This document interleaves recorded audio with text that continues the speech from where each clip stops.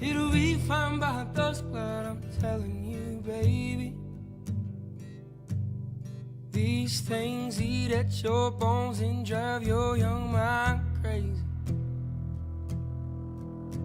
But when you place your head between my collar and jaw, I don't know much, but there's no weight at all.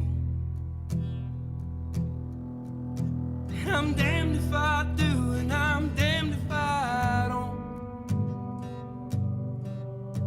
'Cause if I say I miss you, I know that you won't. But I miss you in the mornings when I see the sun. Something in the orange tells me we're not done. To you I'm just a man, to me you're all I am. Where the hell am I supposed to go? Poison myself again. Something in the orange tells me you're never coming home.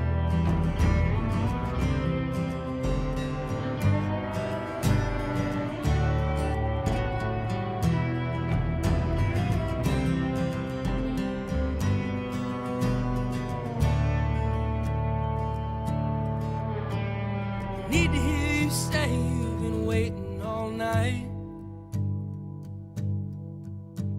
There's orange dancing in your eyes from bulb light. Your voice only trembles when you try to speak. Take me back to us dancing this wood used to creep.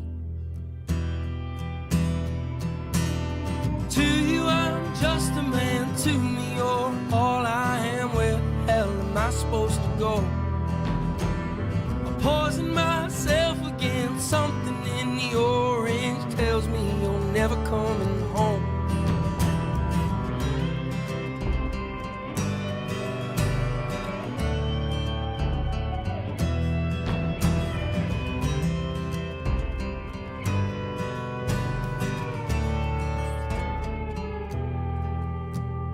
To you I'm just a man, to me you're all I am. Where the hell am I supposed to go?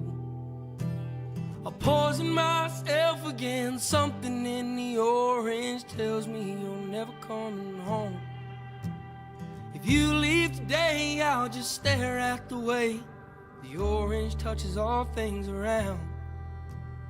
The grass, trees, and dew, how I just hate you. Please turn those headlights around. Please turn those headlights around.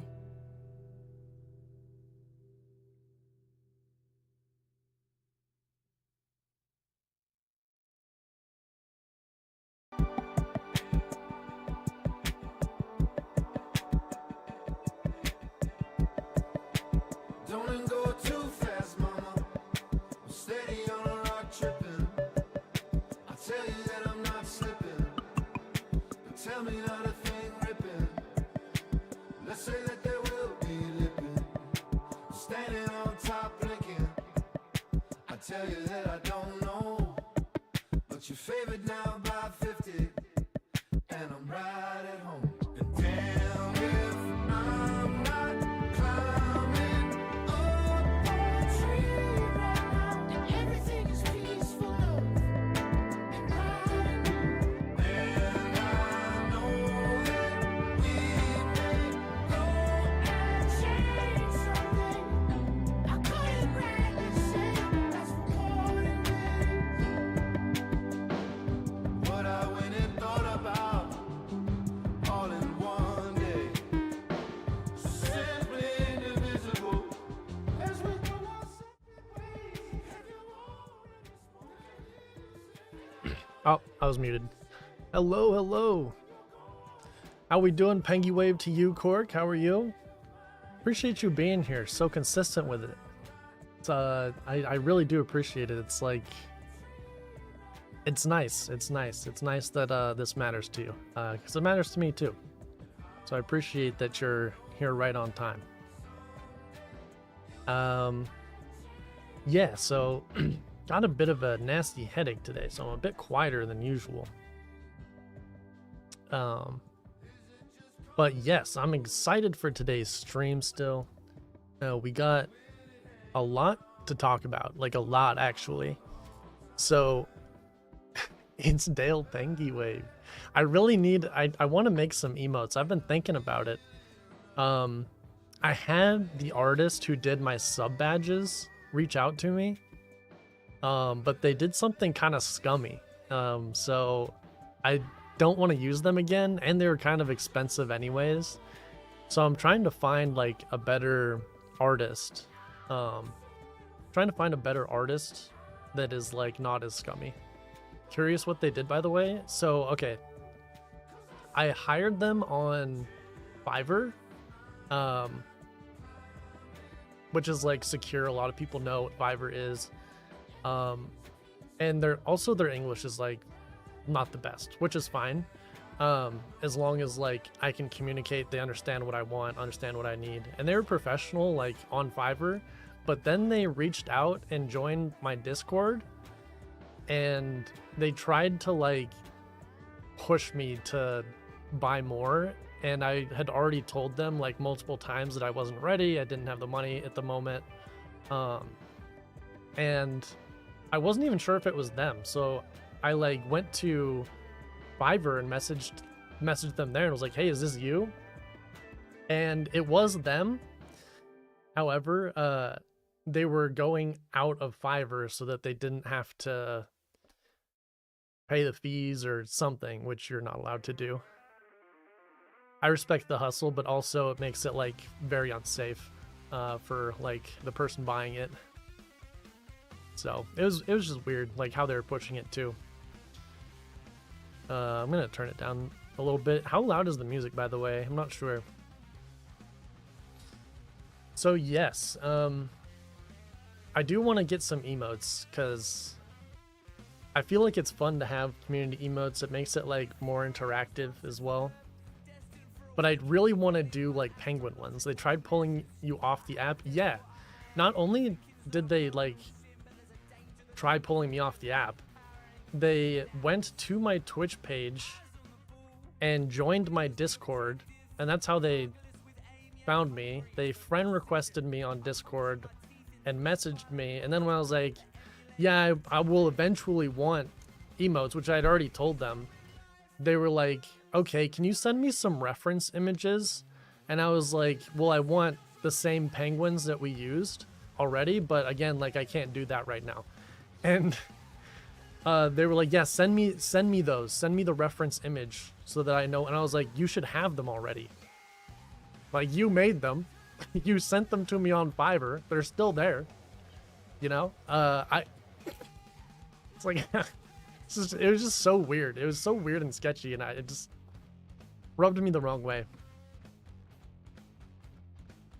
You ain't getting me to no secondary location? Well, it's just weird. It like, they didn't do anything like absurdly wrong besides like pushing me like to an uncomfortable level, but they it just didn't feel right. Didn't feel right. I don't want to go with them again. But yeah, something else. I got some more followers, just like randomly, a few more, and we're really close to hitting 300 for the second time. I might have mentioned that before, but this will be the second time that we hit 300. I keep losing followers too, because it's kind of funny. What happens is I'll go live, someone will get the notification, like roughly half the people that follow me get notified when I go live, and I think they'll like be like, oh yeah, like I followed that guy before. Oh yeah, like, and then they like tune in and they're like, I don't want to, I don't like this. Oh, that's something in my teeth. Yuck. Yeah, and then they'll unfollow, be like, yeah, fuck this guy. And they unfollow. So I think I've lost, like, since I stopped initially, I was at around like 310. I didn't hit 310, but I was close to it.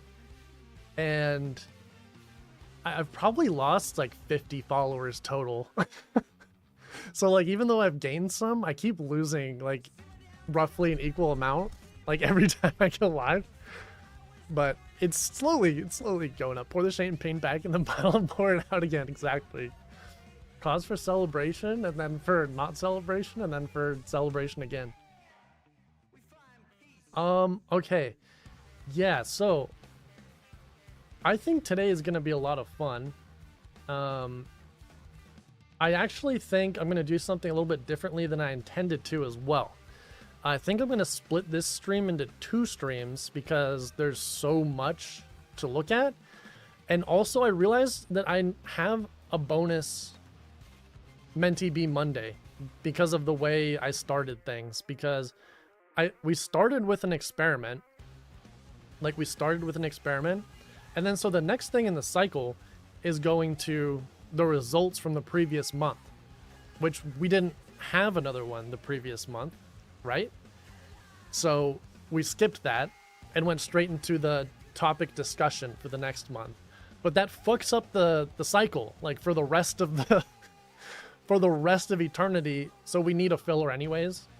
And I thought, since this topic there's so much to cover, I felt like it would be a good idea to do what I think we're going to end up doing, and we'll see like how this stream goes, is we'll look at all the different ways, like all the different pathways to fulfillment first, and then after we do that, we're going to like pick like 2 or 3 together, and then once we have our 2 or 3, then the following week we're going to do like a deeper dive research into those. So this week we're going to kind of like talk more about it, look at all of the different ones, and then pick 2 or 3 to look at for the next time. You're swapping them out for better followers? Honestly, yeah. Like, I think the stream is different. It's just different than how it was. Like, before I was focused on content, like just being entertaining, and this time it's more like mental health. So I think a lot of people that did follow before, they tune back in, they're like, it's just not the same vibe, and maybe they're not as interested. But then people who do come in that are new, they're like, oh, this is cool, and this is what I am looking for. So yeah, it's I don't mind losing people for now. It's fine. Entertainment is the last thing on my mind.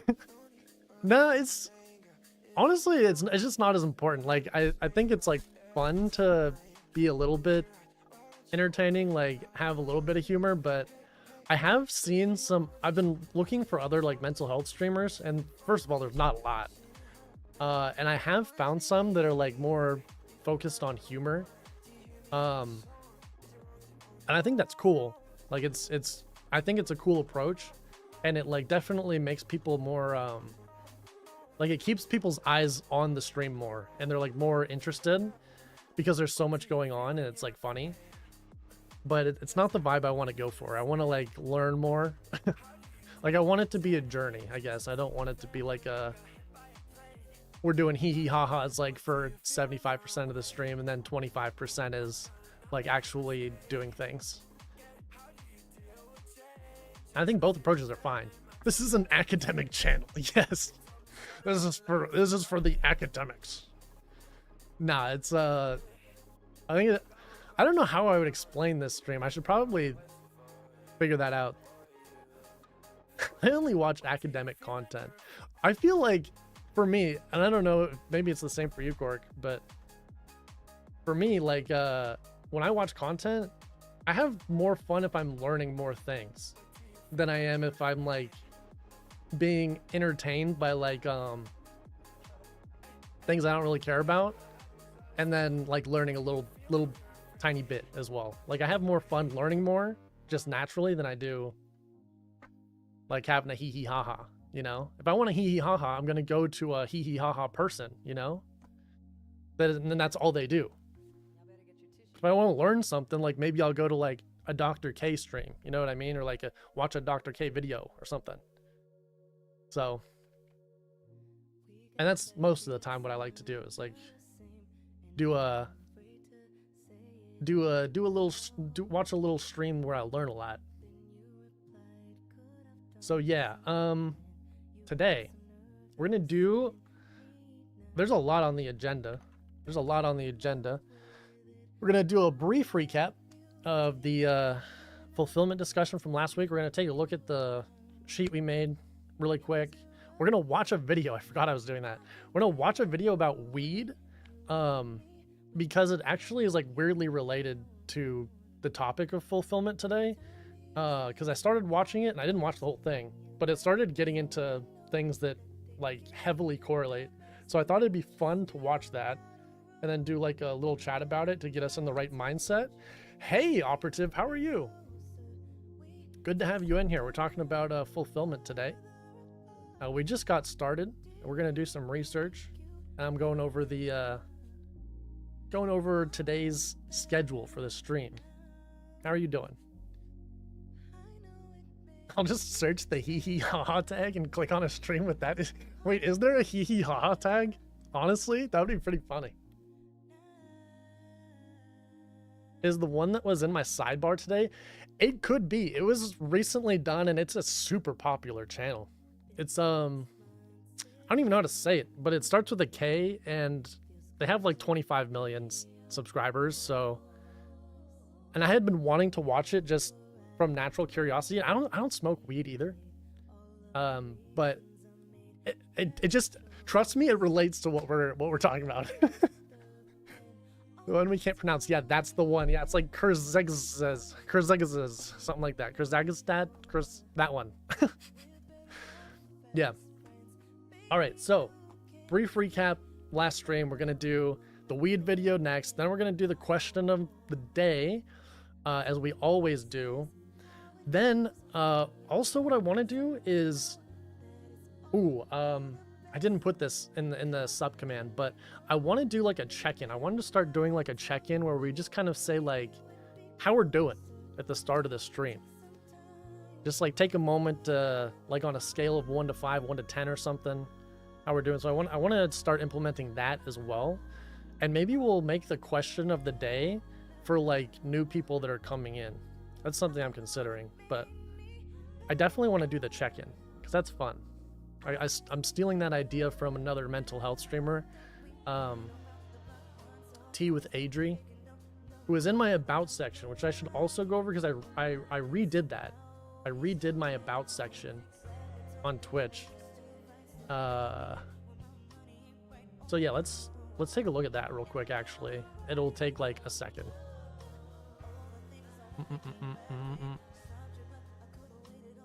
My face, gross.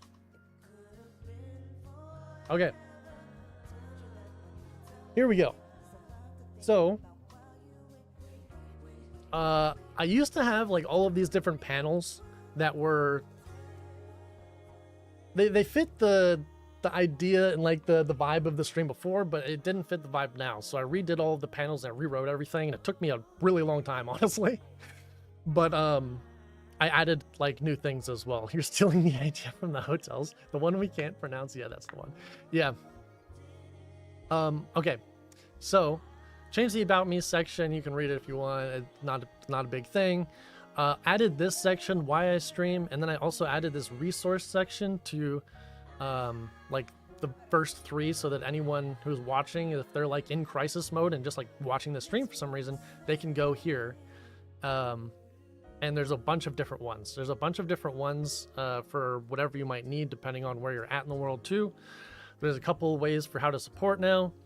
You can go to the donation link, and then you can also go to the Patreon. There's different subscription tiers.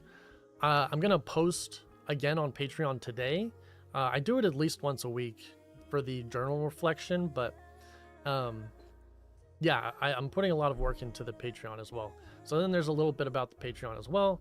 The Discord, new schedule, the experiments that we're doing. So this list is small right now, but obviously as time goes on, it'll get a lot bigger.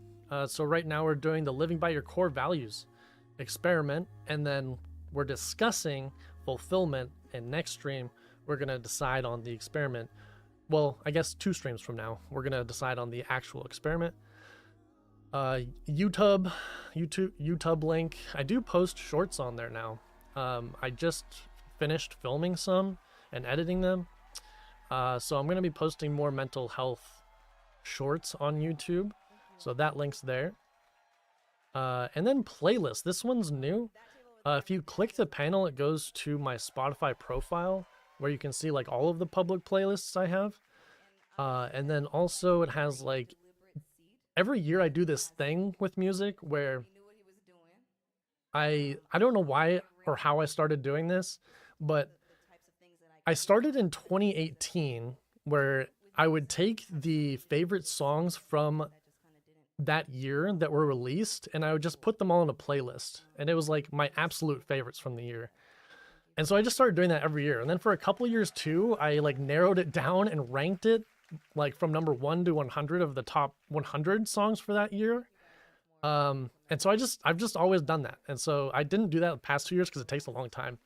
But yeah, and then there's like a few more playlists if anyone's interested in like music and that sort of thing.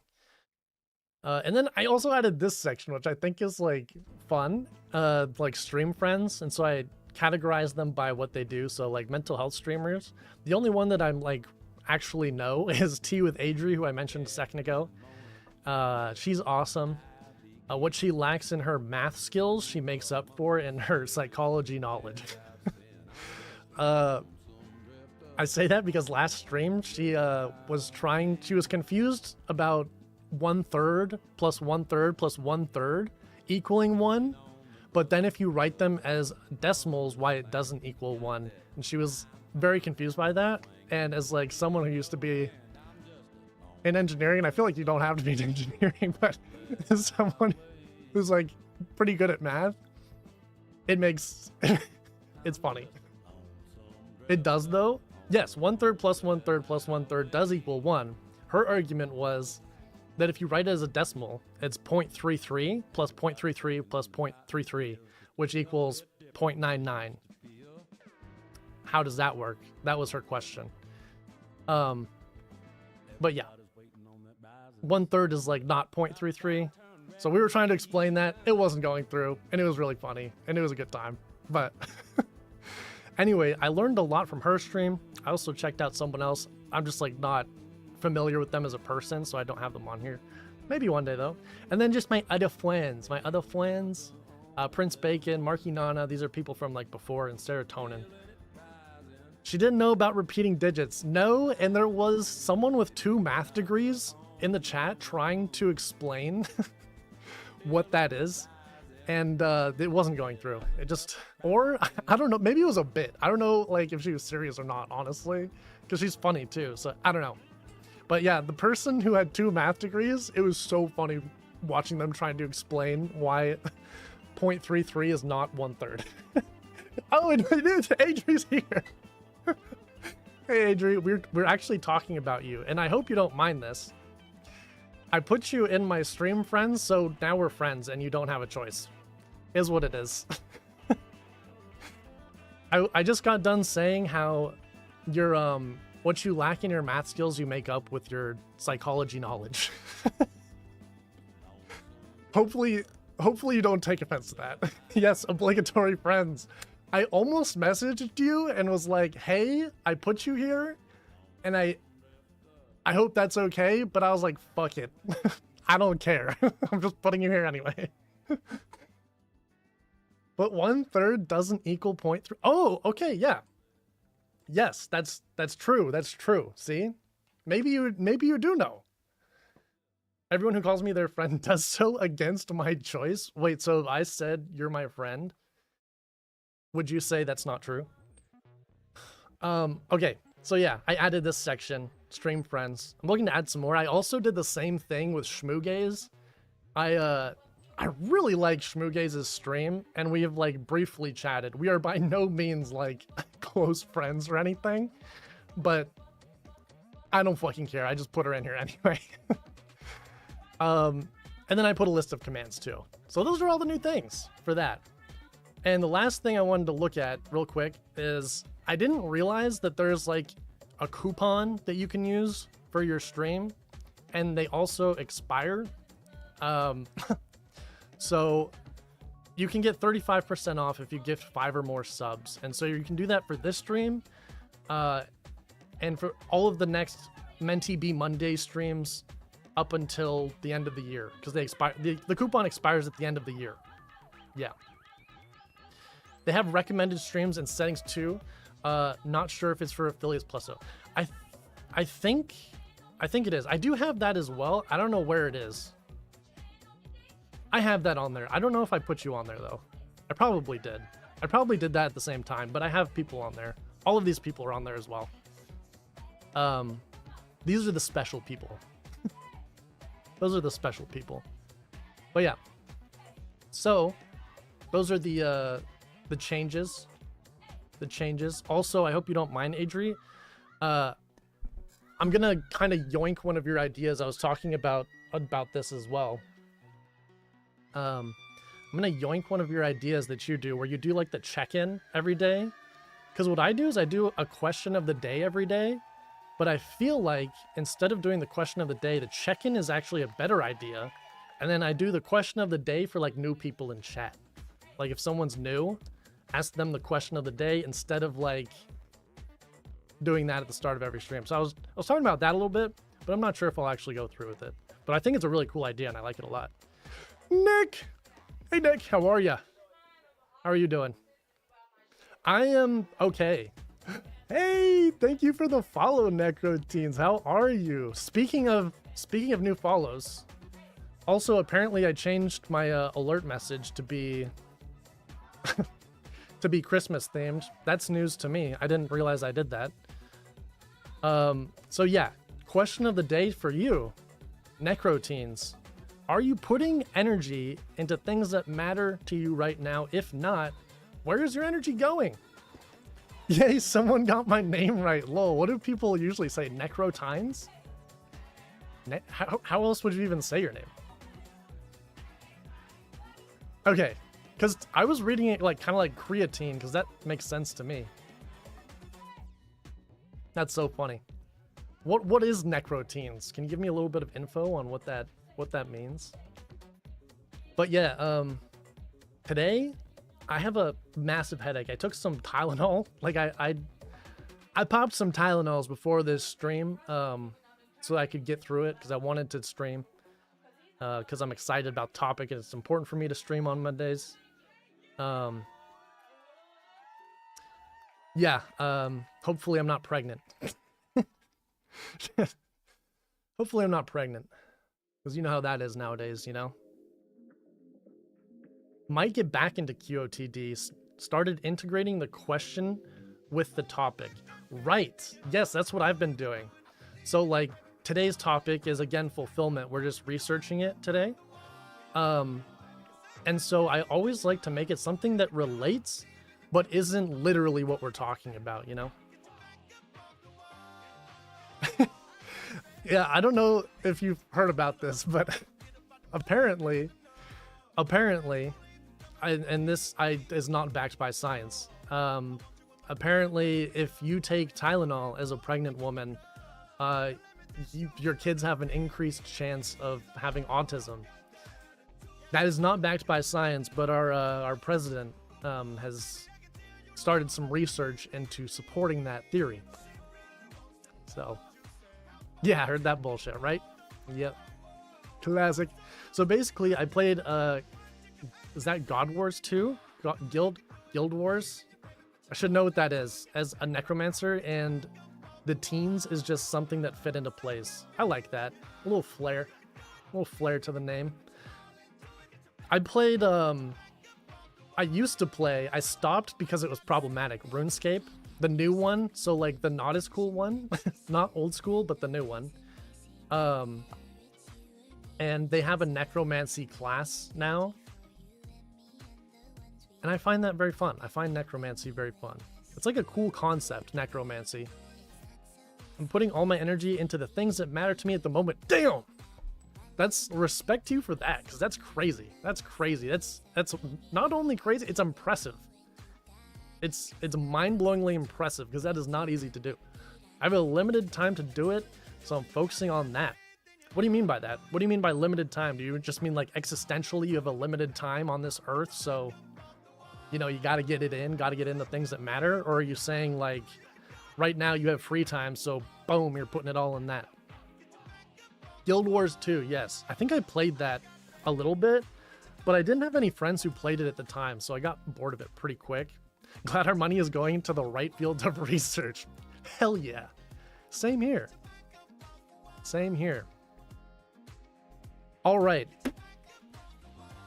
So back to what we're doing. So stream plan today. Doing a recap of last stream, which will be very brief, probably like 5 minutes, 5 to 10 minutes. Then we're going to watch a video about weed, which ties into our topic strangely today. Then we're going to talk about the question of the day, which we already kind of did, so maybe we'll skip that. Then we're going to do, we're going to look at the global paths to fulfillment. And holy shit, there are a lot. I did a little bit of planning before the stream to make sure that like the stream flowed and whatnot. And there are so many paths to fulfillment that have come to light throughout the years that humans have existed that it's literally impossible for us to cover all of them. But I made a list of 50 and I tried to make it so that I got them from different areas of the world and different time periods as well, while making sure that they're also different in terms of like type of fulfillment, right? So I actually separated them out as well by like, 1, by what type of fulfillment path it is, 2, by the time period it was developed, and 3, by the area of origin where it started in and was like popularized. So we're gonna look at them and that's gonna be like the bulk of the stream, is that, because there's 50, which is a substantial amount, and I started with 100 by the way and decided to go down to 50. And then we're gonna pick 2 to 3, and then we're gonna split this stream into 2 parts pretty much. So this stream we're gonna pick 2 to 3 from our 50, and then next week we're gonna do a deep dive into, wow, this, I just realized how this song does not fit the vibe of the stream at all. It's Fat, Juicy, and Wet by Sexy Red and Bruno Mars. And so as I was talking, I heard like big titties or something, and I was like, damn. Fat, Juicy, and Wet, baby. All right. Neither does this one. Okay, let's just go to like my 25 playlist, my 2025 playlist, and hopefully that's like a little bit more on brand. All right, let me catch up with chat real quick. I have free time from work, plus I'm spending time with the person that matters the most to me. W for you. That's awesome. So I'm in a separate country, long distance. Damn. So are you with that person physically right now? Sounds like such good topics. Thank you. Thank you. I put a lot of effort into these. How long do I usually stream? Usually the stream is like roughly 2 hours. I try to make it like condensed, but what ends up happening a lot of times is I'll yap for too long at the start about like, I don't know, random things that are happening in my life from the previous week. And then I just get sidetracked. Like I plan to have the beginning of the stream, like this segment, be like 20 minutes and we're already at 35. So I have to work on that, but usually it's about 2 hours. Sometimes it's a little bit over, sometimes it's under. Depends on like how active chat is as well. Trying to get experiences, memories of a place I feel home and with the person I feel home with. Damn. Sounds like you are quite a lucky guy right now. Sounds like you found someone who is very meaningful to you. So that's awesome. That's awesome. Lol. Fat, juicy, and wet. 100 of a bunch of different types. Are we trying to complete the Pokédex? I know. When I started, I was like thinking of like ones I knew, like just right off rip. I was like, all right, well, there's like Buddhism. Then there's like also like Zen Buddhism kind of. So like I knew a lot of like those ones because they're kind of popular these days. You know, there's like minimalism, which there's like the contemporary ones where I don't even really know if they're necessarily fulfillment, you know. But we're gonna be looking at all of them, and there are a lot. There are a lot, but we have 50 unique ones. W Necro, for real. Yes, I'm in person with them. Oh, that's so cool. That's so cool. I hope you enjoy your time with them. I feel that I've now put aside the first hour for yapping. I should do that. I should just make the first hour like yapping, talking about random stuff that has happened. Make it kind of like a therapy session almost. Because it just feels natural. It feels natural. I like it. Check-ins, etc. before going to the topic. Yeah, honestly, I should consider doing that. At least making it like 45 minutes or something. But I also don't want to be like yap so much that I lose track of what I want to talk about as well. I don't know. I have to think about it. I gotta think about it, you know? Alright. So let's get into it. Recap from last Monday. Alright. So this is the document that we came up with last stream. So some of the prompts, some of the questions that we were asking ourselves as we were discussing the topic of fulfillment, defining what we thought fulfillment meant to us before we did any of the research, how it feels, why it feels like kind of hard to achieve for at least some of us. I know it is for me. And then what you think fulfillment would look like for you in the future. Like, what does it look like seeing yourself in the future fulfilled? What are you doing? How does it feel? Who's in your life? That sort of thing. So yeah, and then we had questions that we had unanswered at the end of the stream. And I think we're going to save these for next stream, actually. That's going to be part of the part 2.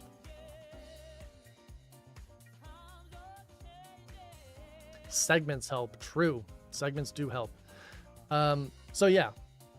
For me, I define fulfillment, and let me know if you guys have like your own definition for fulfillment that you want to say or think about real quick as I'm yapping. Feel free to write it and let me know what yours is. But for me, I defined it as a sustained feeling in which you are content with the direction of your life or the current status of your life. And I feel like this is going to change as we research and we start to experiment like in a couple weeks. But that was like my initial definition, what I felt fulfillment meant to me.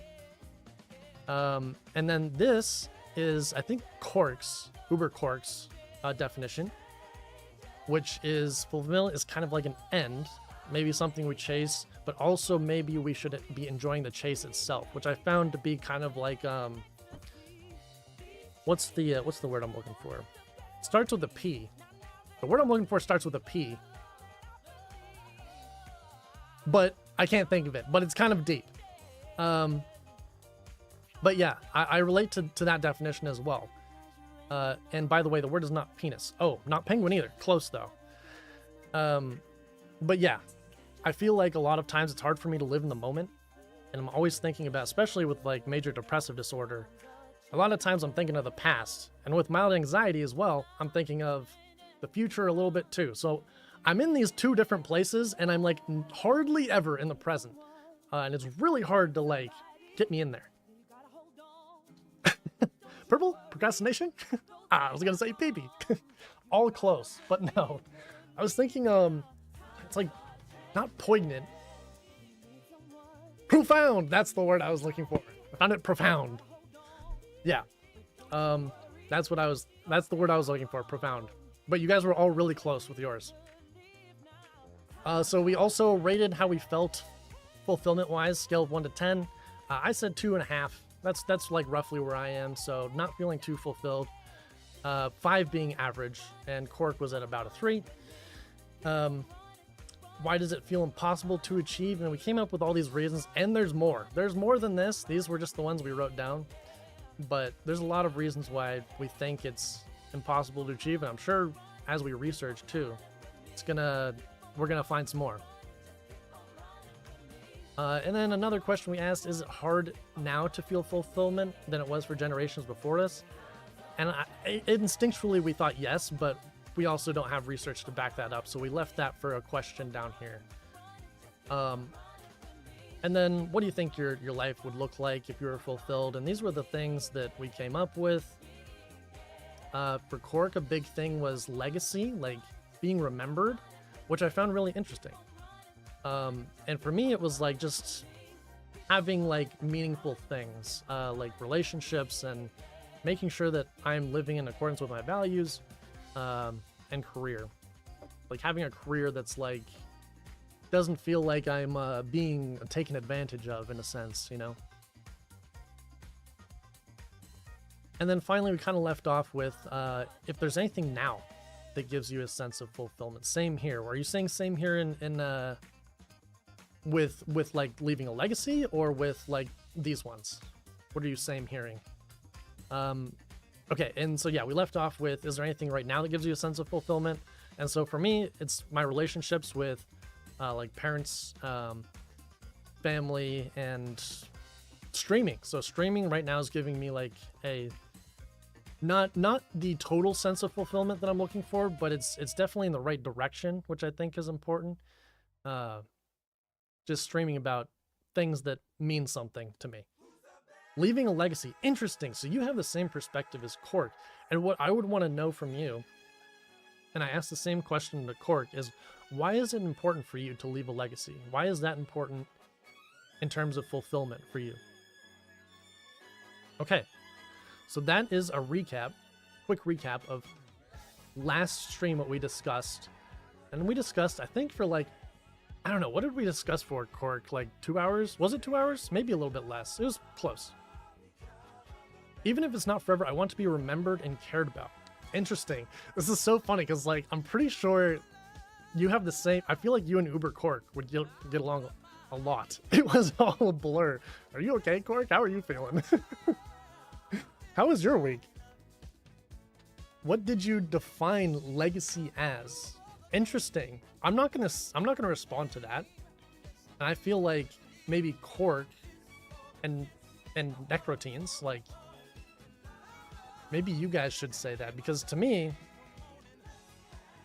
I don't find that as a part of my fulfillment. Like that's not factored in myself. But I think it's valid that you guys do have that. But I have a lot of questions about it, and I asked Cork a lot of questions, and your answer so far, your one answer, was similar to what Cork said. As I know eventually I will be forgotten, however, I want people to feel happy with memories of me. Interesting. So, okay. Give me a second to think.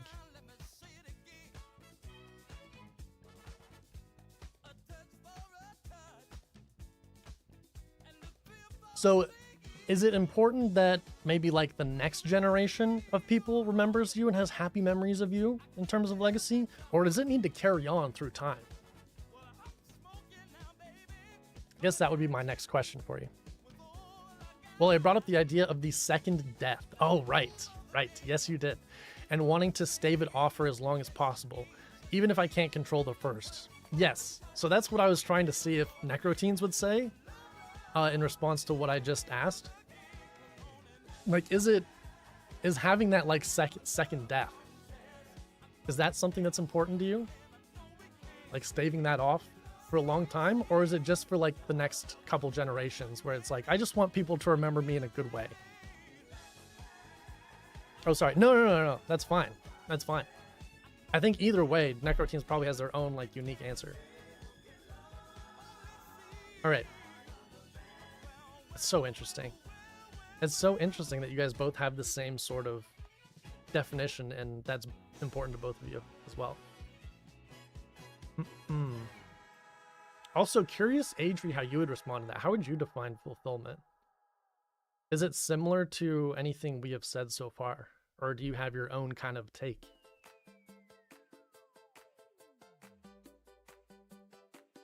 I'm gonna give it a second just to see if anyone has responses to some stuff that we've said. And then after this, we're going to look at the weed video. So I'm going to pull that up right now as you guys are doing your thing.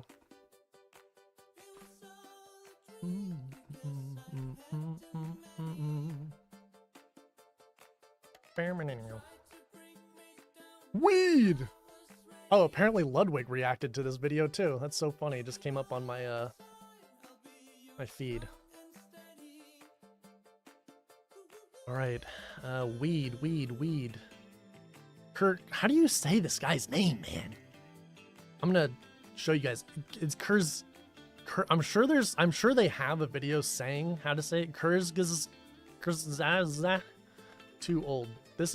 They have a video on weight apparently. So yeah, this is how far I got into the video, like somewhere around like, actually it was more like 6 minutes, but I already knew this would be a good one to watch for us for this stream. So yeah, we're gonna take a look at that.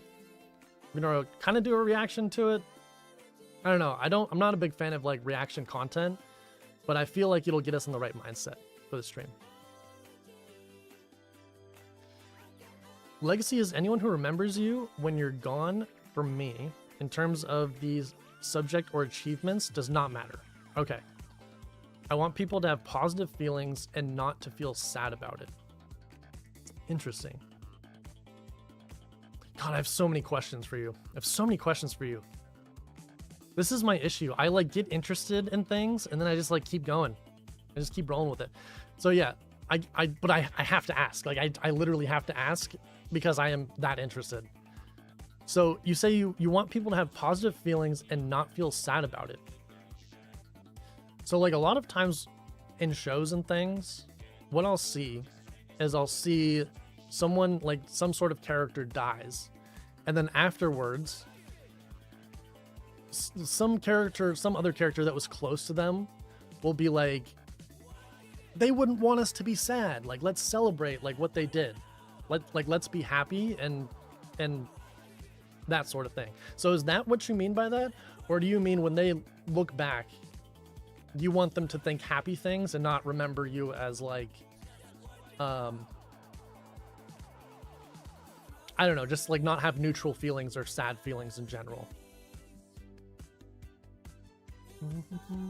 Could be one generation. Okay, I think that's different then from Cork, because Cork, I think it was important for Cork to leave like a legacy for a long period of time, like leave something behind where people like will remember that they existed.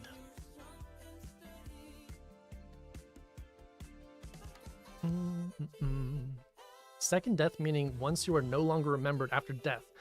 Adri, okay, I'm curious if you guys know what I'm talking about. Have you guys watched the movie Coco? Because I was talking about Coco because that's what second death reminded me of. Because in Coco, brilliant Pixar movie, okay, they have the land of the dead, and so when you die you go to the land of the dead, but then you die again in the land of the dead, and the way you die is when the last person alive forgets you.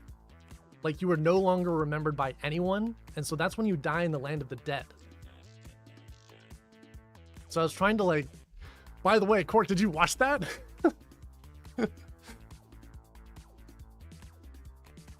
Exactly, second death is the last time anyone says your name or remembers you. Yep.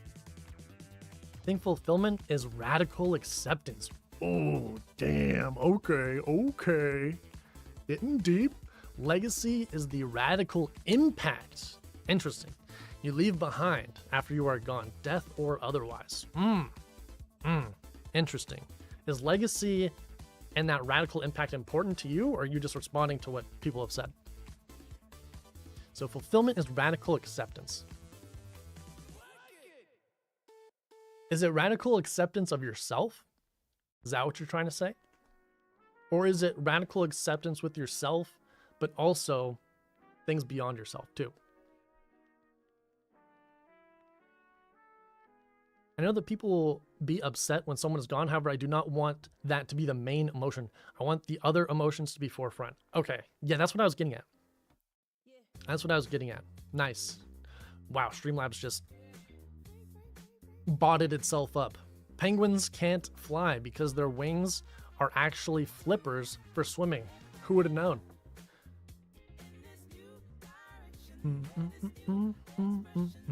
Gotcha. I was also considering ego death, but felt that one was more in context. Yeah. I feel like right now I am undergoing a sort of ego death, like the start of it. I feel like ego death is really difficult because I've oh man, this is a whole other topic. God damn it. It's a whole other topic, but we'll have to talk about ego death one day. But I feel like right now I'm kind of like battling with that. Ego is such a difficult thing. I have no idea how to say that, Necroteens. Asians? Is that how you say that? The Asians or Asians? Asians from Final Fantasy 14. Roman numerals are hard. Emmett? Oh man, so many hard things to read. Not smart enough for this. Selch? Emmett Selk said, remember that we once lived. I like that. I haven't watched it. There's no pressure to watch it. I was just curious if you did or not. I've forgotten about that movie, but I see that, right? Right? So I was kind of relating it to that, but unfortunately, Cork hadn't seen it. So I just had to like explain it, and they were like, oh, okay, that sounds interesting. I was just defining them. I'm more worried about fulfillment. Okay, I know that through my fulfillment, my life itself will leave us. Sheesh. So it sounds like you're more confident. It sounds you're confident that it will happen. It sounds like kind of like a manifestation. Like yeah, I'll stick by that. It sounds like the way you phrase it sounds more confident than I think a lot of people would say in their definition.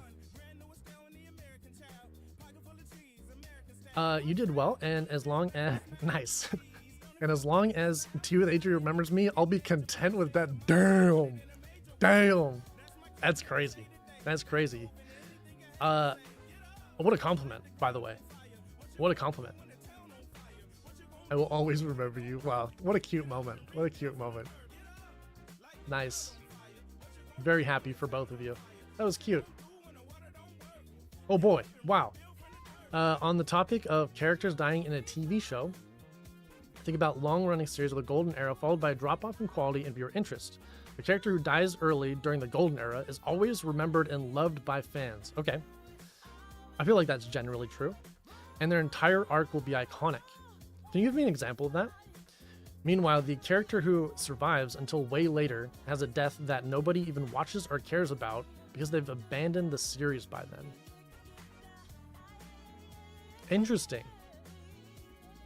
I think that's the case most of the time, but I've also seen it where like they introduce a character who is like not relevant, and then that creates a new character that is relevant, and then they base their like philosophy and character based off the death of the old person. Not saying I want to die early or in a memorable way, just something I think about. Yeah, that makes sense. All right, should we get started on the weed video? The title of the video is "You Need to Quit Weed," and the reason I found that interesting, again, I don't smoke weed. It doesn't really do anything for me. I think I tried it.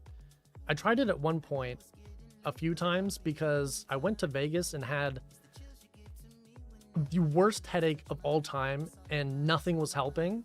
And a few of my friends are like heavily into weed. And they were like, well, hey, maybe this might help. And I was like, fuck it, maybe it will. And so I tried it and it doesn't do anything. Like mentally, I don't feel any different. I probably tried it like 10 times on that trip and just didn't do anything. I know I was doing it right as well. It just doesn't do anything for me. So to me, it's not important. But I know for a lot of my friends in the past, they have had issues with weed. And it's affected them in ways that I've noticed. And maybe they weren't aware of at the time, but after some of them stopped doing it because they realized it was problematic for them. And then in retrospect, they saw the issues that it was causing. And it was like the ones that I had also seen. And so this video so far, what I saw, highlights that, and then also starts talking about like what happens in your 20s and 30s, and how weed can impact like fulfillment. It's really interesting. And again, I didn't watch the whole thing, so I'm watching like roughly half of it for the first time as well. And I didn't inhale. Yeah, no, I did inhale. Definitely inhaled I like held it for a really long time. Yeah, it just doesn't do anything. Doesn't do anything for me. Which maybe that was a good thing. Who knows? All right, let's look. Let's take a look. Pause the music. Pause. All right, so you need to quit weed. Throws experiences and challenges at you that can have devastating consequences for your life. This is an Okay. unpopular thing to say. Let me make sure it's loud enough too. Tried a vape today and did it wrong and nearly died, so that was fun.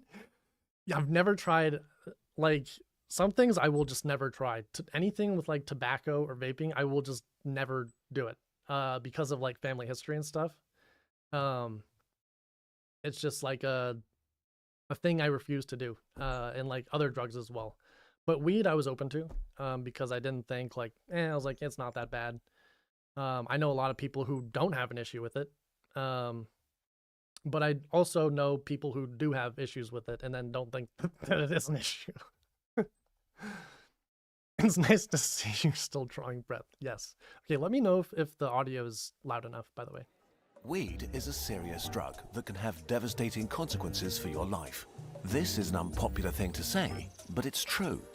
We don't think it should be illegal because for most people using weed isn't problematic or has only mild negative consequences. But about 20% of people who've ever tried it develop cannabis use disorder, and some of them become severely addicted. That's actually a stunning amount of people, and many who start. That was kind of mind-blowing to me, and something I feel like I inherently knew, that like 20% of people like become addicted severely, and then it just becomes really rough for a lot of those people where it's like a serious chronic problem almost. I feel like I knew that already, and so many people like deny that. You know, I don't know if that's everyone's experience. Like, if anyone has anecdotal experience otherwise, but Bear, I don't drink. I grew up with an alcoholic father. Yeah, see, I have a lot of family history with addiction. So a lot of things I just promised myself and like other people in my family I just wouldn't do it. I have not done it. Not interested in it. I conquered death once again. Yes, so many people say it's not addictive, but it is. It literally is. It literally is. Using weed don't know what they're in for. In the US, daily or near daily weed use has skyrocketed since way before legalization, and there are now more daily users of weed than drinkers of alcohol. Also and crazy. Most daily users consume very high amounts. I didn't know that. In 2023, 1 in 15 adult Americans were suffering from some form of cannabis addiction. In England, cannabis is by far the top drug teenagers seek help for. Today, we'll ignore medical use, casual users, and people with mild problems, and instead, we focus on the people who have a serious addiction or are in danger of developing one, even if they're not aware of it. Weed is usually discussed in the context of teenagers because using any drug while your brain is melting and rebuilding itself is a bad idea. Instead, we'll have a frank conversation about how to fix you in your 20s and 30s. We'll combine research with our own personal experience of weed addiction. Unfortunately, we do have plenty of both. Damn. Please check out our sources, but also know this script is written by someone who used weed daily for 15 years before quitting. Wow. Okay, so let's Daily get into for 15 years. Becoming addicted by accident. Most people slip into addiction gradually and slowly. They start using weed for a variety of reasons, to experiment, to cope or unwind from stress, because it's fun and easily available. Weed can make you feel more alive and things more exciting. Music sounds better, movies are funnier, food is a delight. It can be great fun with friends and a major source of comfort. I didn't have any of that. Like, literally none of it. Like everyone would say, like, oh, things are just like so much funny. Like you get the munchies, like it calms you down. Everyone has like different experiences and like tells you different things. I had none of it. I just like, I was totally normal. The frequency with which you're consuming weed is the most obvious thing to look out for. If you're using daily or almost daily, this is a clear sign you're developing a problem. As a daily user, your risk of cannabis use disorder is up to 30%, and certainly a pretty relevant risk since it might take years before you realize the full weight of it. So, if you're not careful about it, what started out as an occasional high becomes more and more normalized.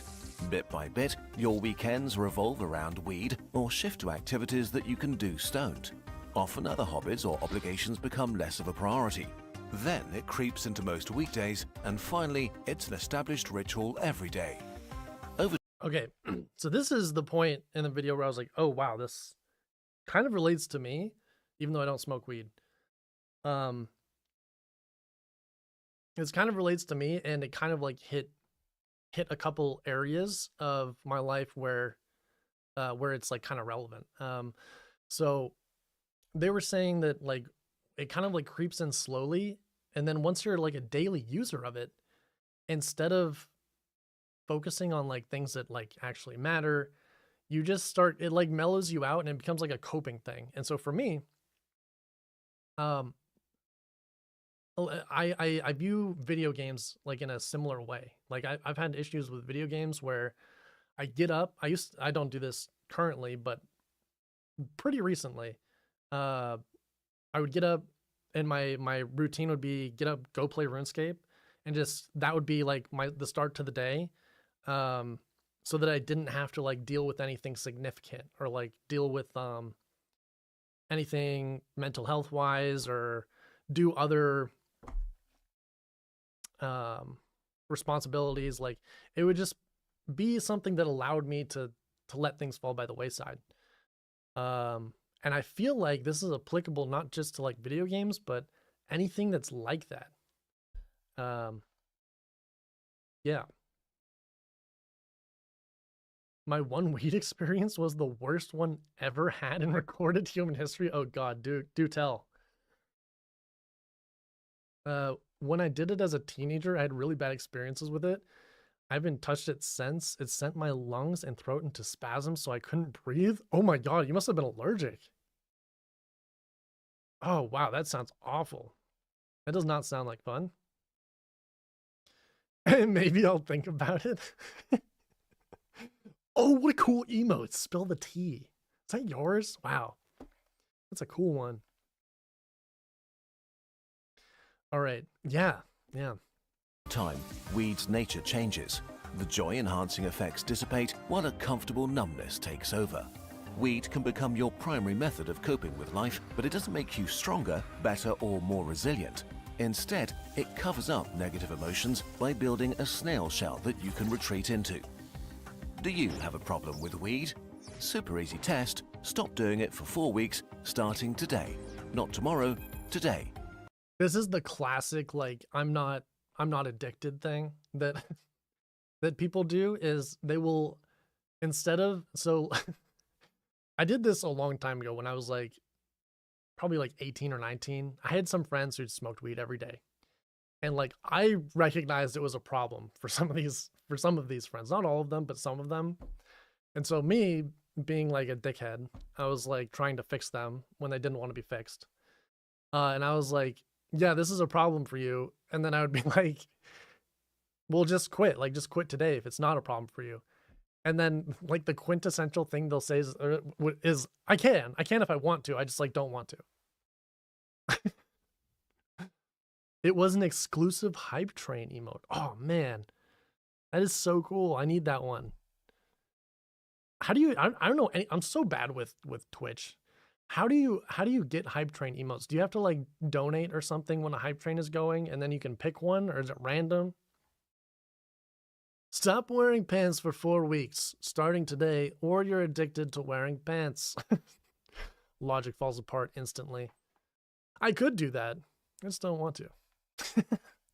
No matter what you have coming up, if I'm that not feels addicted. challenging or you Dependent can't on make them. it, this should give you food for thought. Or wait, Once we've dependent on them. Dependent. And they say my streams aren't entertaining. has become a daily or near daily habit, the cumulative damage to your life can be profound.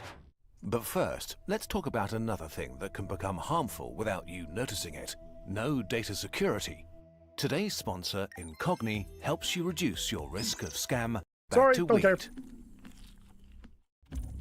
Forever tomorrow. For problematic weed users, life can sometimes progress in slow motion. The addiction keeps you where you are, while your body ages and your friends move forward. But youth masks stagnation. For years, you don't notice how much weed might be holding you back, because if you're young, life changes by itself. The outside world takes on the initiative and provides a lot of support for you. You're surrounded by peers, may still have childhood friends, progress through school, start work or university, and find new places and friendships. Moving slowly is kind of okay in your 20s, as life naturally throws experiences and challenges at you. But it's still not great for you. This is the time when your body is probably at its peak, and you can use it for things you'll not be able to do later, from sports to dating and staying out late, traveling and experiencing the world. It's the easiest time to build a healthy social life, the greatest predictor of how happy you'll be over. Okay, so around this point, I started getting the thing that I think a lot of people experience in their 20s, which is like, oh God, like life is starting to like pass me by in a sense, where it's like I'm wasting the best years of my life doing whatever, like playing video games, in this case, smoking weed and just like using that as a coping mechanism or however they use it to retreat into their shell, whatever. And so this kind of hit me where it's like, okay, I have done that historically with video games, and it started getting me thinking like, okay, I think I needed to be more mindful about things that I'm putting my energy into. And whenever I go, like, especially with social media too, like when I open social media, am I just opening social media to open it? Or is this providing something of value to me? Am I using the mental energy I have during the day to like create something that I find meaningful? Or am I just like wasting the energy to like look at TikTok or something? So that's what I was experiencing at like this point in the video. They don't say that your streams are 10 out of 10. Hey, thanks, Nick. #1 fan, baby. Oh my God, Skip. I know. That was good. No, not. Yo, thank you. Yeah, I'm live every Monday. Every Monday at 6 p.m. Eastern. That's why people tune into this stream, for the comedy. Imagine still having childhood friends. That was another thing where it's like, I know for me that kind of hit me early on.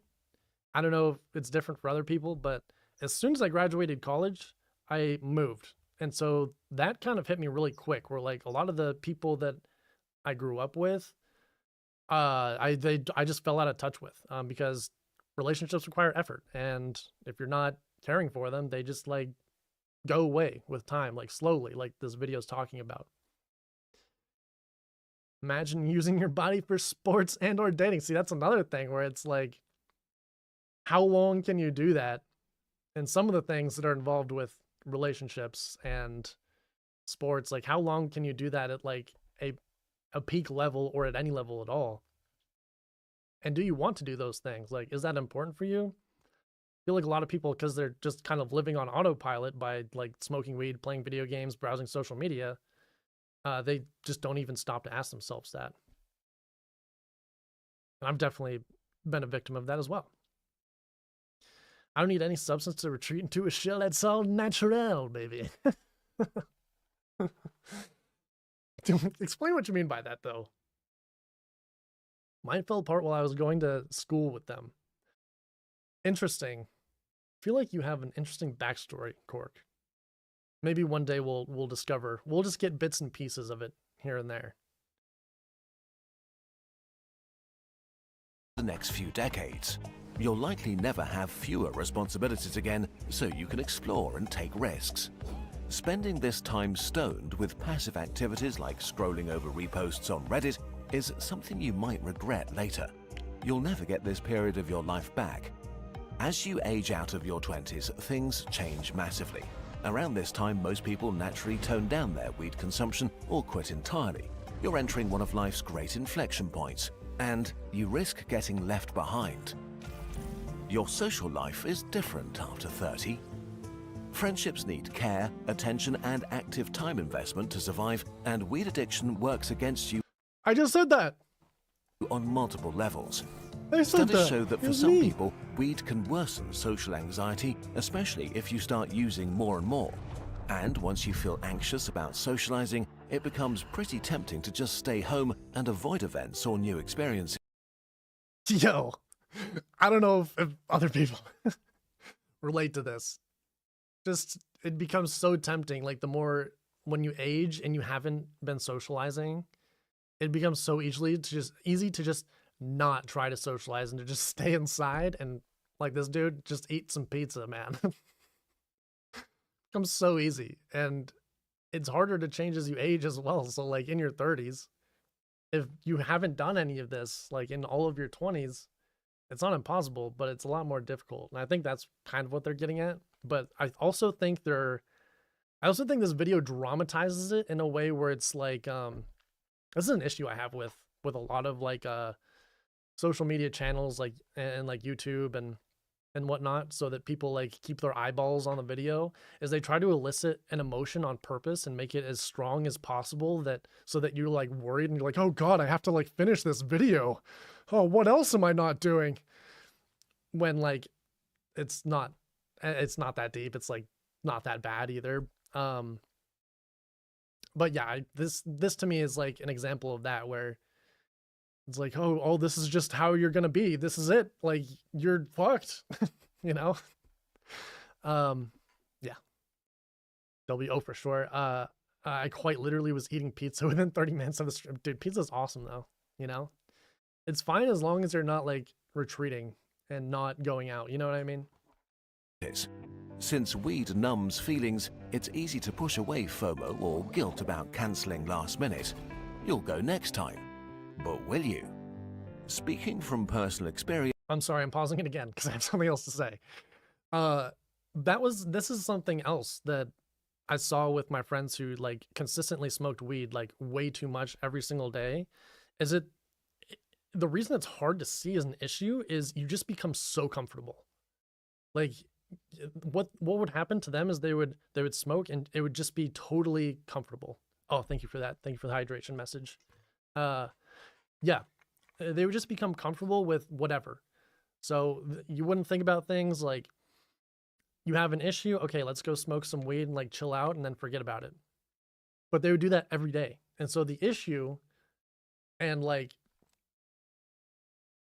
this is kind of my issue with compartmentalizing things as well.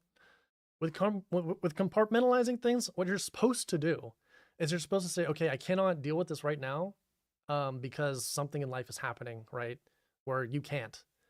And you're supposed to like push it to a later date. But it's not supposed to be indefinite. Like, it should be like, okay, this Saturday, I'm going to deal with it. But with weed, and people who struggle with weed or like anything else you can get addicted to, is they just continuously use it and then they just never deal with the problem. I have a pizza in the oven. Hey, David. Thanks for coming in, David. Appreciate it. How are you doing? Yeah, I haven't been going out socially in over 6 years. Hey, same. I'm actually right there with you. Like, in terms of like IRL friends, like people who are local in my area, since I graduated college, which was 6 years ago, I have not put in effort to find local friends like that much. Like, I've dabbled a little bit trying, but then if it didn't work the first time, I just gave up. So I'm right there with you. Like, because again, I moved right after college, so I left all of my friends that were around. And so now all of my relationships are online, which is different and it's weird. And it's never been like that. It's like a new issue we've had to deal with. So yeah. So yeah, we both have some growth to do in the same area. you may turn into a friend that's unreliable, flaky, or rarely shows up anymore. But the more opportunities... Oh man, this relates to... I'm pausing the video every 2 seconds. But this relates to what I dealt with this week with the current experiment that we are in the process of doing with core values. My core value this week was compassion. And what I noticed this week as I focused on compassion, like in a more active sense, like a more mindful sense, is that I thought this would be easy. Like I thought being compassionate was an easy thing and I would just do it naturally. And I do. Like, if I'm talking to someone, I'm compassionate. Like, I think from them, I try to empathize or sympathize, whatever they need. I feel like I'm naturally like that, right? And I think a lot of people would probably put themselves in the same boat. But what I'm not good at doing is being active with it, being actively compassionate. I feel like is a lot different. And that is what I discussed in my Patreon post in like a lot of detail is when you were thinking about being compassionate, it's like things like remembering your friends' birthdays. Like, are you the type of person that just fucking doesn't remember birthdays because you're just kind of going through life? That's honestly me most of the time. The only times I remember a friend's birthday is if I see them post about it, I get notified, or something like that. Like, it's not because I took a second and was like, I'm going to mark their birthday down so I don't forget, or just like be cognizant of it in general. It's things like that, or like just like calling a relative that's having a hard time, or like a friend that's having a hard time. I'm not good at that, and that is like a really good area for me to focus on.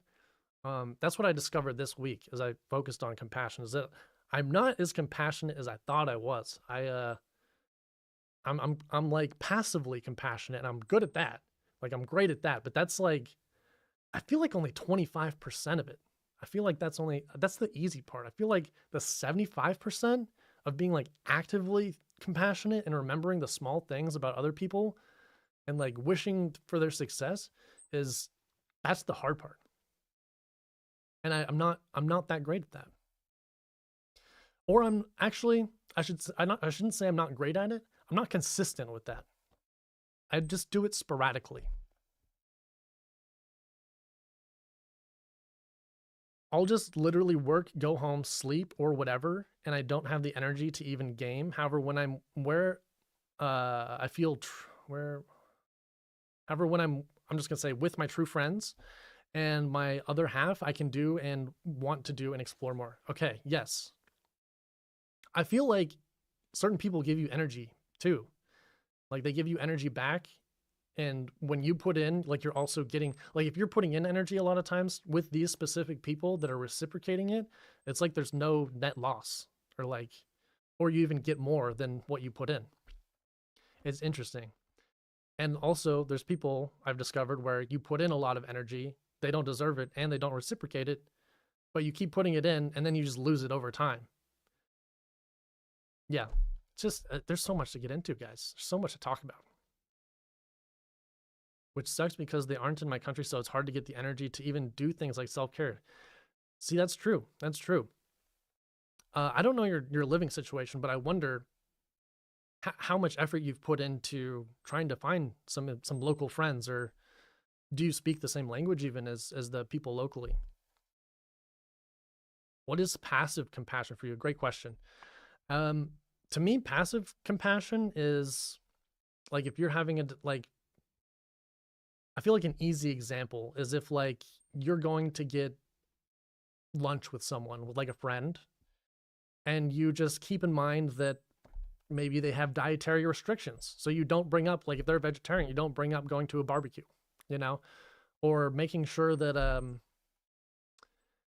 that whatever they want is like factored into it. So maybe you ask them, hey, like, what do you want to eat? Like, what are you in the mood for? And then depending on what they say in response, like, making sure you're being compassionate with yourself too and what you need. So to me, that's like more passive because it's convenient. Maybe I shouldn't say passive. Maybe I should say convenient compassion. Like, convenient compassion to me is like very easy. You need to give yourself more credit. You checked on me more this summer than most people I know. Okay. Yeah. Okay. Maybe I should give myself a little more credit then. Because I feel like I said, I feel like I'm not consistent with it. Like, for example, with you specifically, I feel like I could have been more consistent. That's something I thought about. And I feel bad that I wasn't as consistent, because there would be times where I would think about you, for example, and I wouldn't check in. And I feel like I should have in those moments, right?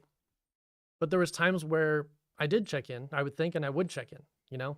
And I feel like it's not a, oh man, struggling to find the words with this, but I feel like it's not, I'm just not as consistent as I'd like to be. I feel like there's growth to be had in this area. Like another example is I want to have a better relationship with my grandmother, but I barely call my grandma. I barely call her, you know? So it's like every week, for example, I could just say, okay, on Fridays at this time, I just call her. Like that would be an easy solution, and it would take effort, like mental effort just to come up with that idea, and then more mental effort to actually like follow through with it. Appreciate you saying that though, David. The house I live in with family sucks my energy dry. Wow, yeah, that's brutal. That's brutal, by the way. I'm sorry that you're having that experience, because that makes just everyday stuff difficult. It makes it hard to like focus on yourself, to spend extra energy, or to even have any sort of extra energy to work on yourself. That sucks. I'm sorry, Necro. I hope your situation with that gets better.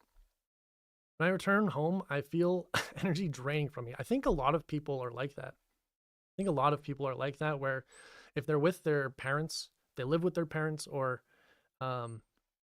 when they go visit their parents for an amount of time, they start feeling like a lot of pressure immediately to do things, to help around the house, or to act a certain way that is like uncomfortable for them.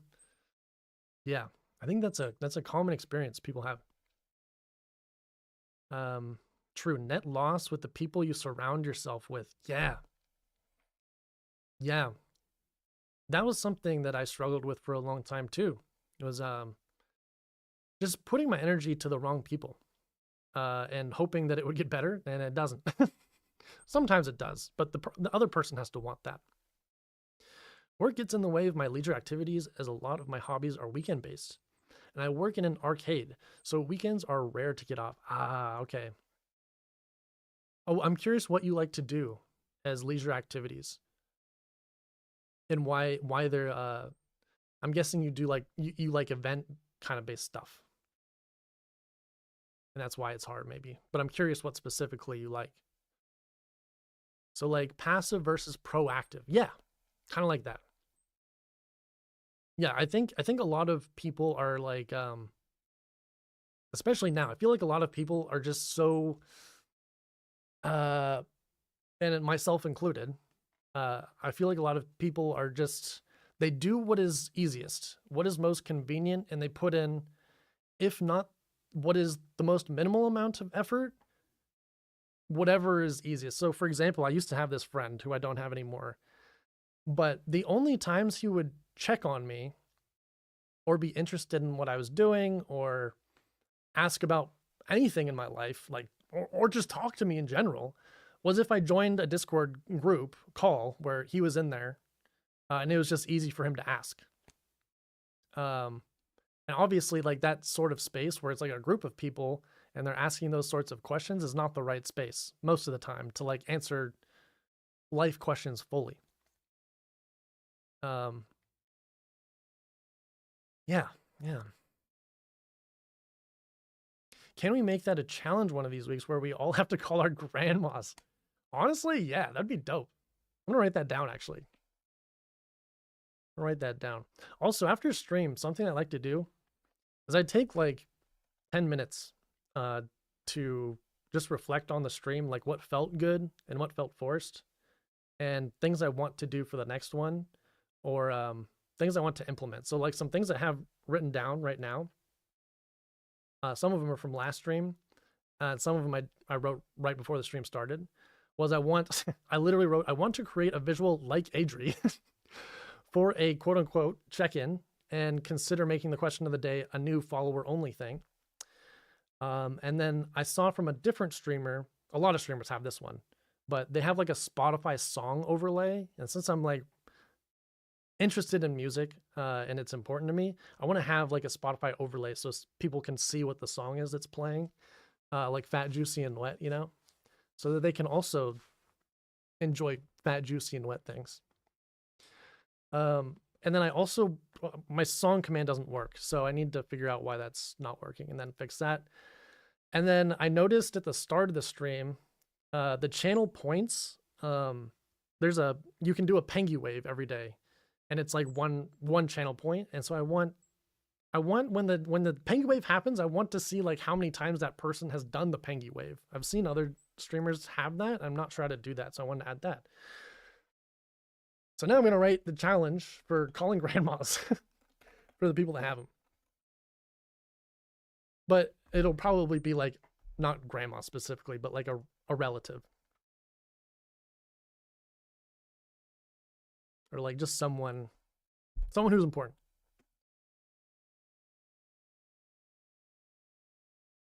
I totally feel you overall though.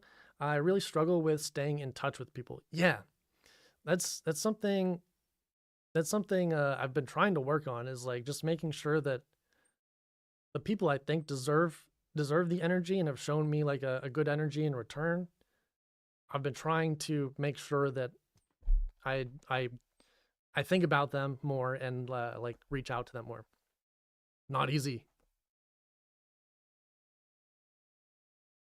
It's not easy though, especially if you're not used to it. Sometimes to the point where I won't ask people for their number to stay in contact because I just assume I won't reach out.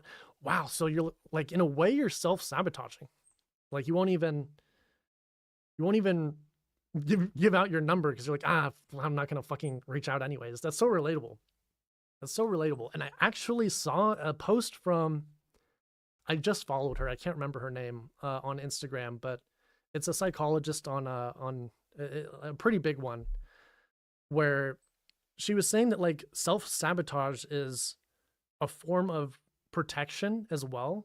So it's like you're afraid of losing something like when you do that. And I think depending on who you are, it's different.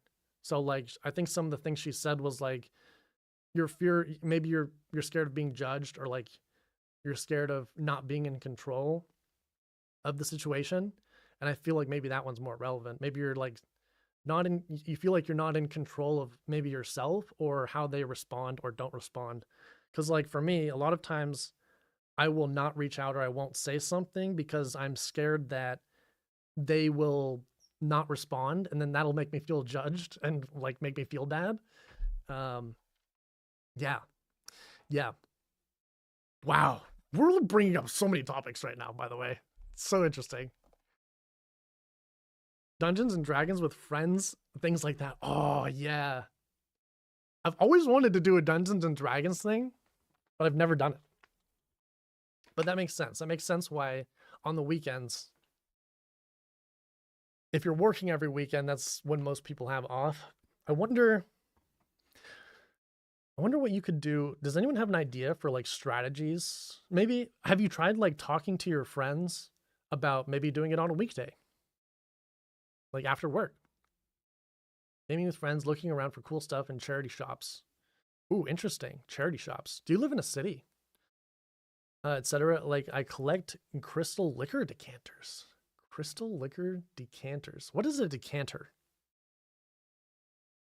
Isn't that where like it allows you to combine? Is it combine or separate them? Decanters. Isn't that what that is? Something where you combine alcohol or separate them or something like that?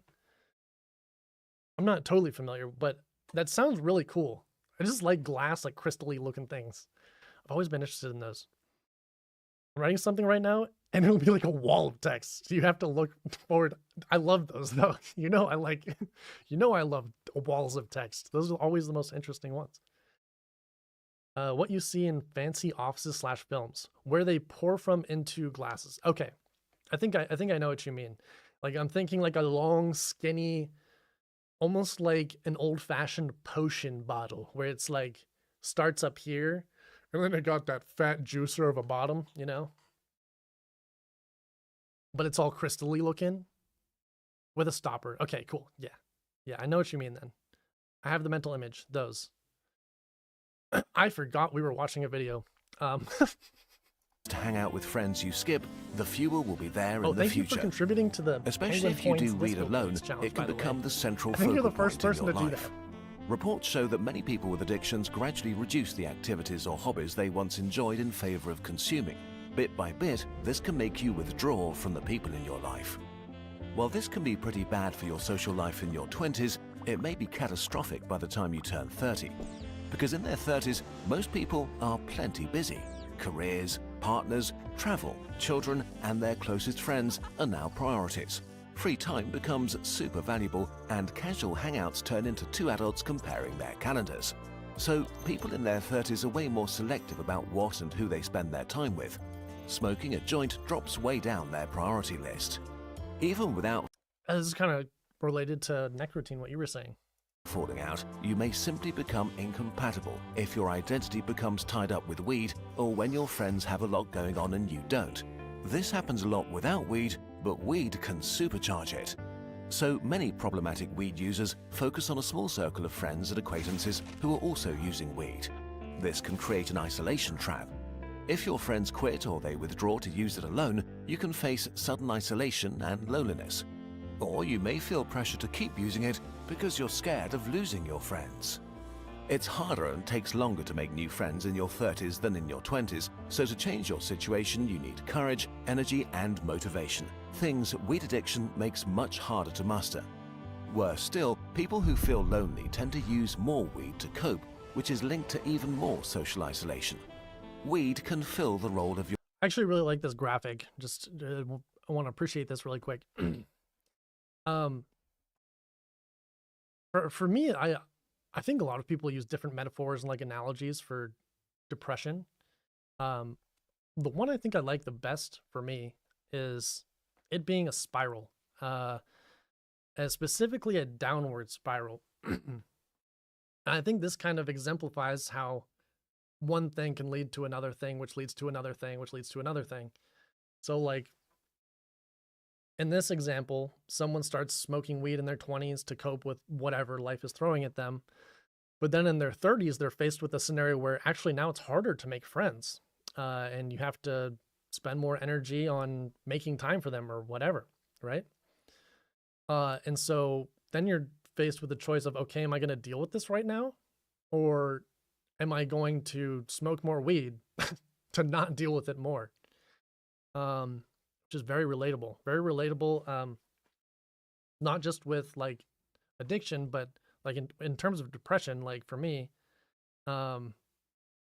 maybe I am not sleeping as well. Like maybe I just throw off my sleep schedule because, fuck it. And then that gives me less energy for the day. So then maybe I stop going to the gym or something. And then that leads to me having even less energy over time. So then, I stop being able to like focus on like, I don't know, like let's say streaming stuff. I stop putting in effort to stream. Then maybe let's say, since I'm not doing that, I just stop streaming in general. And then I just start feeling, after that, then you start feeling really bad. And eventually, if you just don't stop that downward spiral, it just keeps going and leaking into other things until you're at rock bottom, if you let yourself get to that point. So yeah, I appreciate this graphic. social isolation. Weed can fill the role of your best friend. It's there when you're lonely, it makes you feel okay in the moment. Your love life can also suffer. Social anxiety and complacency is a great motivator to put off dating and having sexual experiences in your 20s, and it doesn't get much easier as time passes. In relationships, weed addiction can be extremely disruptive. Reports show that partners of daily users can feel neglected, that couple communication can break down, and that trust evaporates. The addicted partner usually doesn't realize how poorly they're handling relationship issues and can be blindsided when their love leaves them. And to be frank, in their 30s, people want a partner who's ready to share the growing responsibilities of adulthood and wants to build a life together. The older you get, the more unattractive your weed addiction makes you. Okay, but who needs friends or love if you have a career, right? Well, the achievement delay machine. Long-term studies show that heavy weed users are more likely to end up with reduced academic performance, a worse education, lower income, less savings, and less stable employment, even when compared to people from similar family backgrounds and social class. Many people with weed addiction struggle to show up for work. They're not productive, they procrastinate, and they fail to meet their responsibilities. I think this also extends past just weed addiction. I think with any sort of addiction, and this applies, like people who smoke a lot of tobacco. I know this is also true for them as well.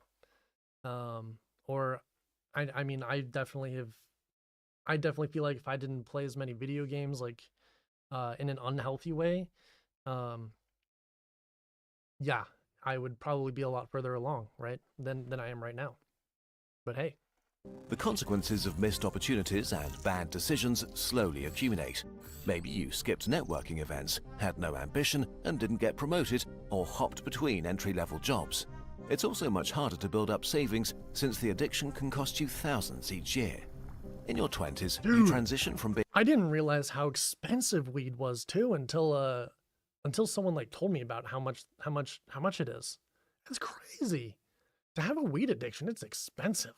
To like smoke every day, man, I don't remember exactly how much it was, or like ballpark even how much it was, but man, having to smoke weed every day is really, it's a lot of money. It was another reason why I was like, I will never do this because it's just too much. useless to being good at something. And so in your 30s, expectations from others and yourself change sharply. People tend to cut you a lot of slack when you're young, but this has an expiration date. The older you get, the worse it feels to compare yourself to peers that are moving on in life and start achieving things. And it's not just career goals. If you spend a decade or two using weed all the time, you grow less as a person. You probably traveled less, went out less, met fewer people, had fewer interesting experiences, and in a way, lived less than your peers, which also really becomes noticeable in your 30s. In some studies, long-term chronic weed users had significantly lower life satisfaction, from their motivation and pursuit of personal goals, social and love life, to careers and options. Your life may just overall be much less fun and fulfilling than it could have been. On top of all this, your mental health is the final thing that you may erode over time. The prison of weed. What makes weed addiction so devious?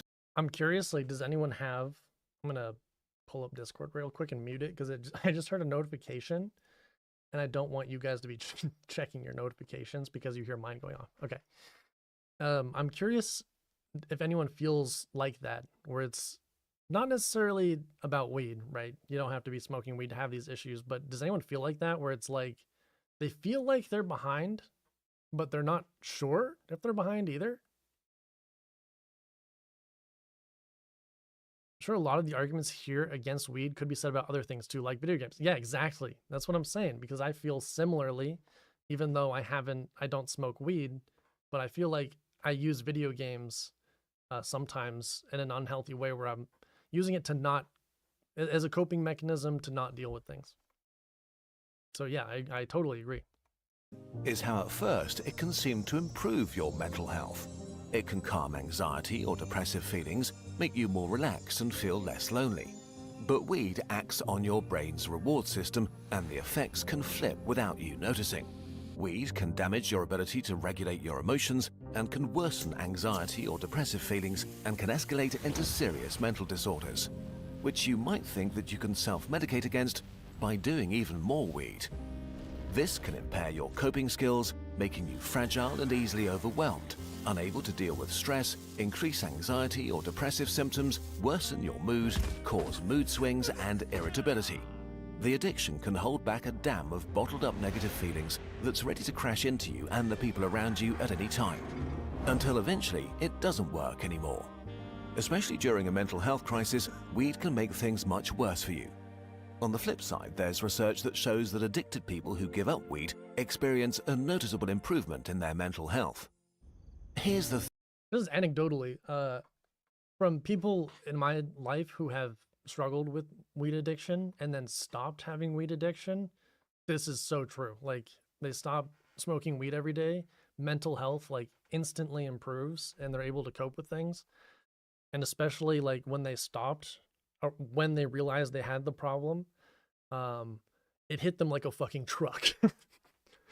And the emotions were just like crashing, which is not easy, and to be able to get out of that, and then stop smoking weed, also not easy. thing.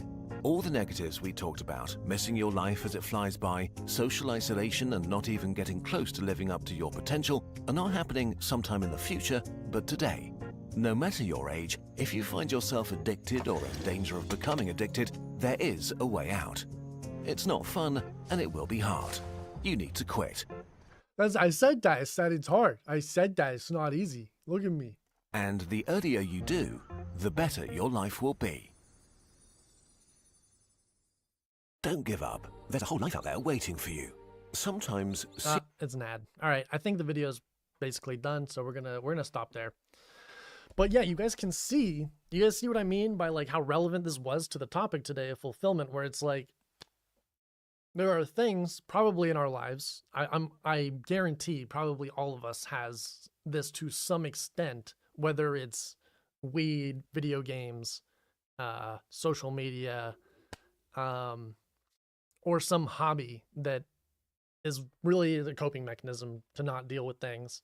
But we're basically putting our energy into things that don't necessarily matter to us that much. Or maybe they matter a tiny bit, but then we're overusing them because it's easy. And it's becoming a replacement for the other things that might be more fulfilling.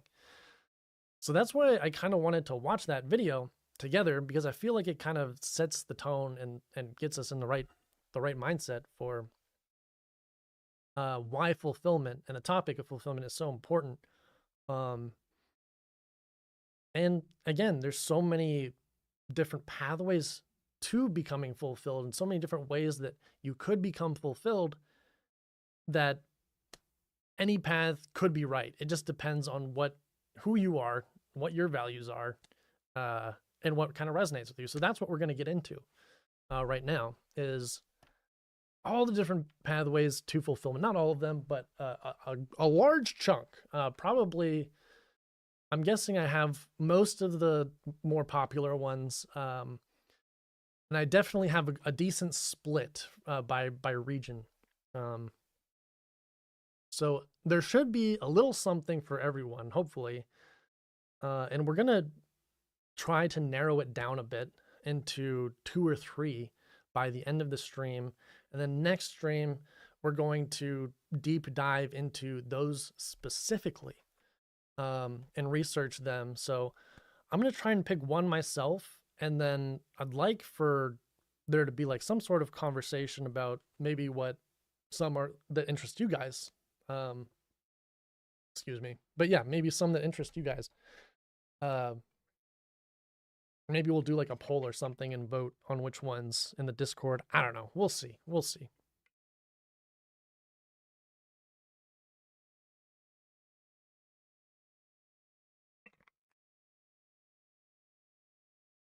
Okay. Okay, sorry you're back. Yeah, no problem. You're good. Is it cool if you digress? Do your thing. Do your thing, 21. Do what you want. Okay. Oh, god damn. Here we go. Sheesh. All right. So let's see what Cork is up to here. So core values for this week was self-awareness. It wasn't really a moment that challenged it. Interesting. That's something to talk about in itself. So there was, I'm actually going to play music as well while we're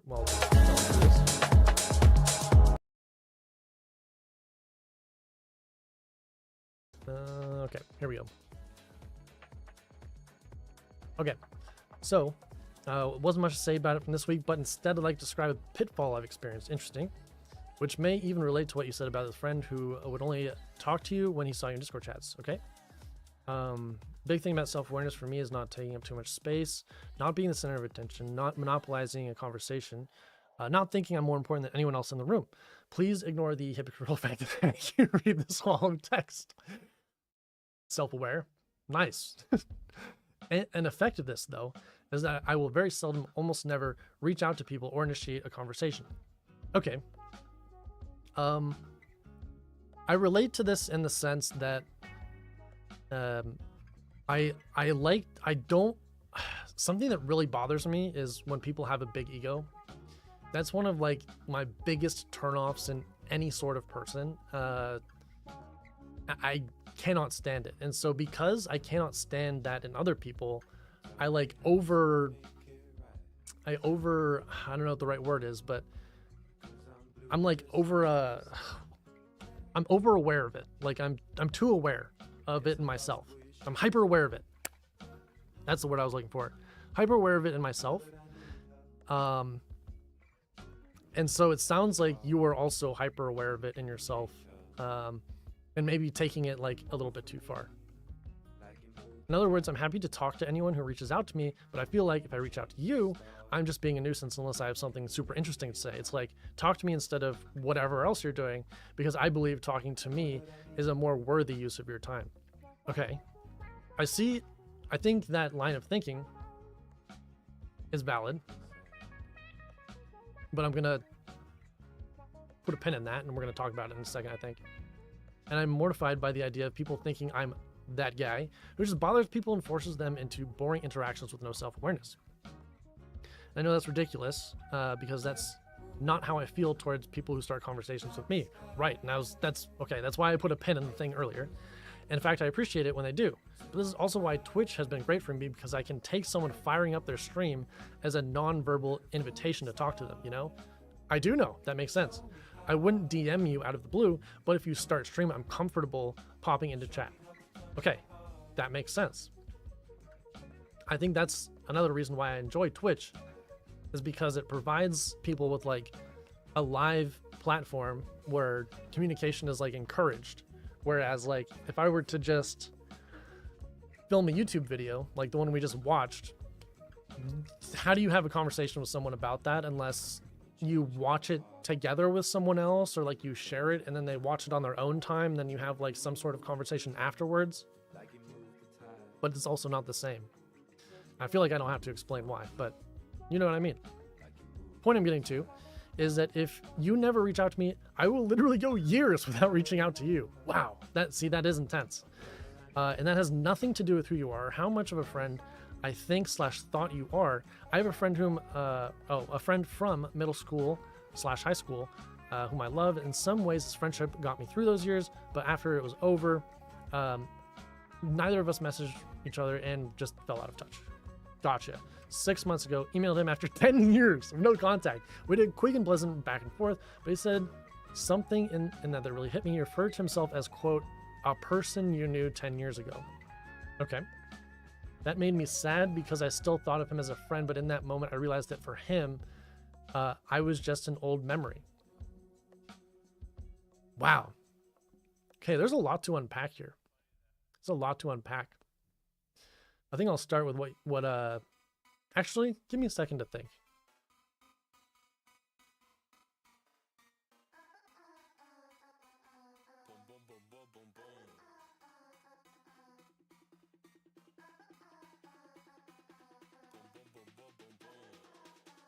Okay, hold on. I gotta write some things down to again, the music is not fitting the vibe, but I'm just gonna let it roll. I need to write some things down to make sure my train of thought is like makes sense and that I'm not like missing things.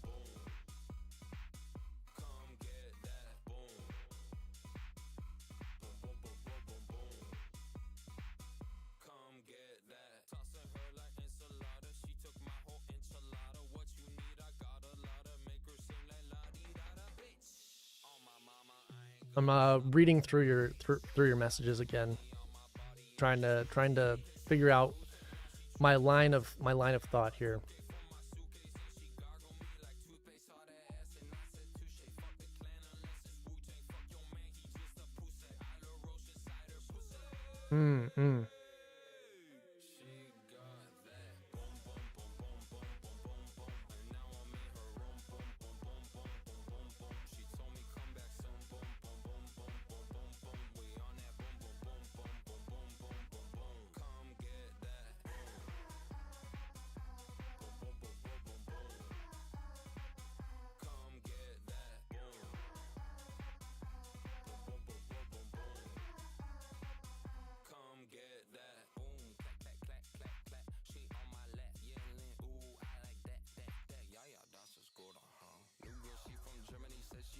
Okay, All right.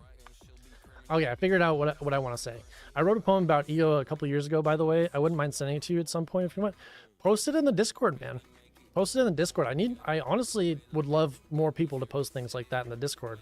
If something you enjoy is like writing poetry, or maybe this was a one-off, I don't know. But if you're interested in that sort of thing, there's definitely a text chat to put that in. Like I just added a share your hobby one. I used to write poetry myself for like a long time. I had a poetry account on Instagram, which was all about poetry. So I would love that. Hyper aware to the point of self-sabotage is a good way to put how I am. Yes, so it actually relates to what David was saying earlier.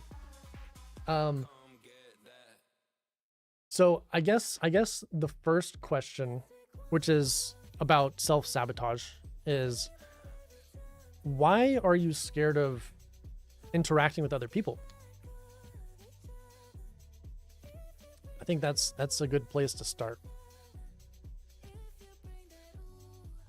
Are you scared of, I guess I should clarify what I mean, because you did answer this a little bit, but I guess I should clarify, are you scared of how the other person is going to interpret you if you reach out?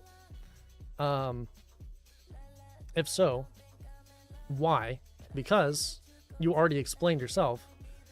If someone does the same to you, you don't judge them or think of them that way. So I feel like you are projecting your own view onto someone else, but you're also aware that they shouldn't have that. So why is it that you're scared of interacting with other people or reaching out? Because I feel like you probably have, there's probably something deeper that you're scared of, but you are not saying it directly. I think I know what it is.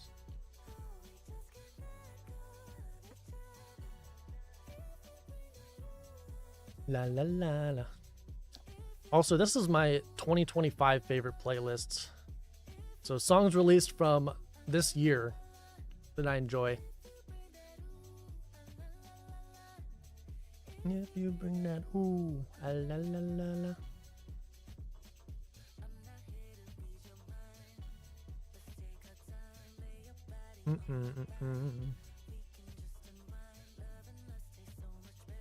And after you get to that, I'm curious why him saying you were a person that he knew 10 years ago.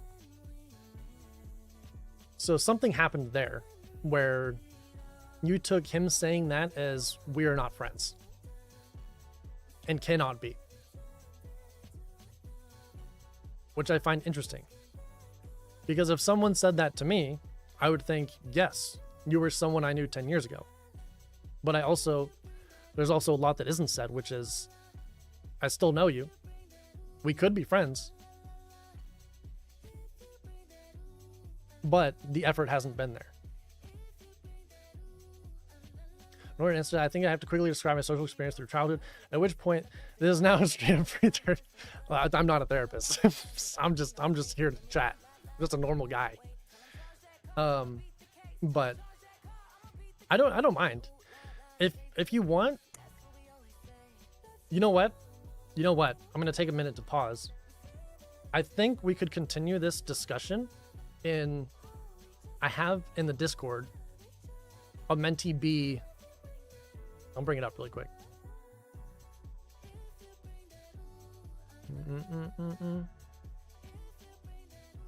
I just added I added some text channels recently.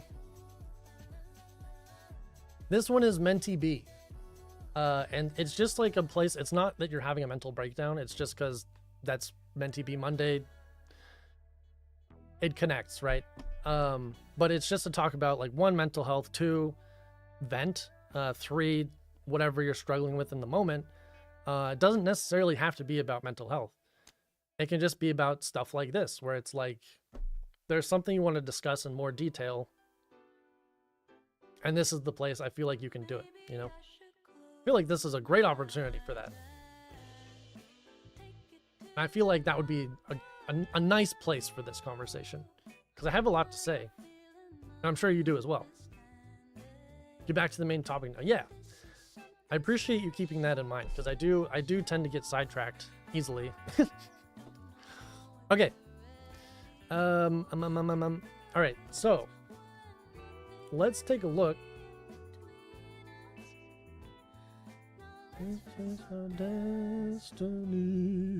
All right, let's take a look at the main topic, which is the paths to fulfillment. We're getting into the main point of the stream 2 hours in, which is hilarious. And I actually don't mind, because I think the discussion so far has been really nice, really great. Okay. So, like I said, I organized everything three separate ways. The first is by the type of fulfillment. The type of fulfillment that a path is. So, like, just generally, these ones fall into a category. Like inner fulfillment. All of these ones fall into that. And I have like a 1 to 2 sentence that describes them, which is not great, and I just took it straight from ChatGPT. So I don't know how accurate it is. It's just whatever ChatGPT gave me, okay? So by inner fulfillment, purpose and contribution, connection and belonging, so you get the idea. So that's the first thing, and it says where it's from on here. This one has the most information on it. And then I also have it separated by time period specifically. So starting with the oldest, ancient, and classical, going to medieval, Renaissance, early modern, and then it goes down into contemporary. But you can see there's a solid mix. There is a solid mix in all of these, which was intentional. And then also by region. So I wanted to make sure that each of these had, like every area was represented for the most part. There's no way we could do every area, because there's like religious ones, right? And then subsects of religious ones where they have their own paths of fulfillment. We could not do that. There would literally be thousands. Literally thousands if that's what we did. So what I tried to do is take the most popular ones from different points in time and from different places that, you know, are the most relevant ones, while still making sure that there's a solid amount of representation globally and in terms of time period. So there's a lot to uncover. I am excited. So I kind of want to start by looking at and reading all of the different types from all the different types of fulfillment, and just kind of reading that 1 to 2 sentences of what they are, and seeing if like any of them stick out immediately to you specifically. And if they do, what I want you guys to keep in mind as you're reading these is which ones stick out. And if they do stick out, literally take a note of it, because I imagine there will probably be more than one, because a lot of them are similar too. And if there's one that sticks out to you in particular, like Buddhism, for example, that's a big one. A lot of things connect to Buddhism. A lot of these other ones, like Japanese Zen, those two are pretty similar in nature, right? Like all of these have something in common because they're all grouped by inner fulfillment, right? So maybe you take the entire thing of inner fulfillment. Maybe that's the note you make. And it's like, okay, this one is the one that sticks out to me. But yeah, I would recommend writing down ones that you resonate with specifically. Also, is my camera covering up? I'm gonna move myself up a little bit higher.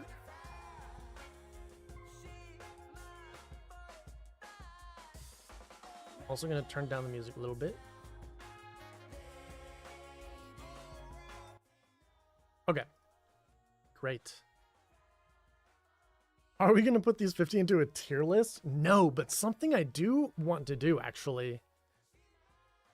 I'm not sure if I'll do it, but an idea I had before the stream started, which I didn't have time to do because I thought of it so late, was making a path to fulfillment, like making it gamified, where you start and maybe it's I'm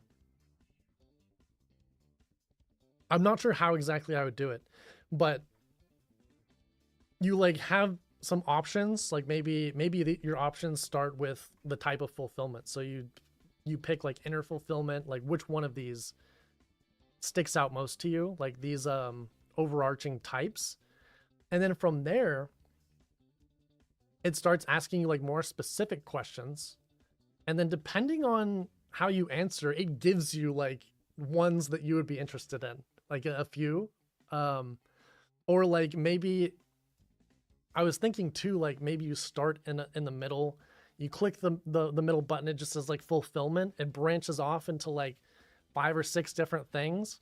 And maybe in this case, it's like East Asia, like Western, I don't know, all the different regions or something.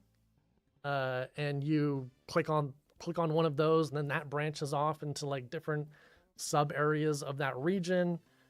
I don't know. I feel like it would be so cool to like gamify it, you know? Yes, like a choose your own adventure. That's exactly what I was thinking. I feel like it would be so sick to make something like that, because I don't think I've seen that either.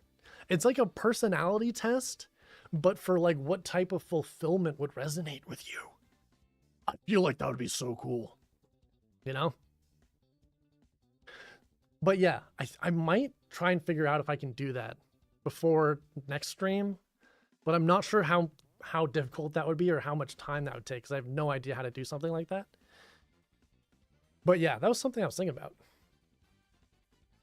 That's what your tier list comment reminded me of. Okay, so in these, I think it gave 10 for 5 different categories. I'm pretty sure that's what it did.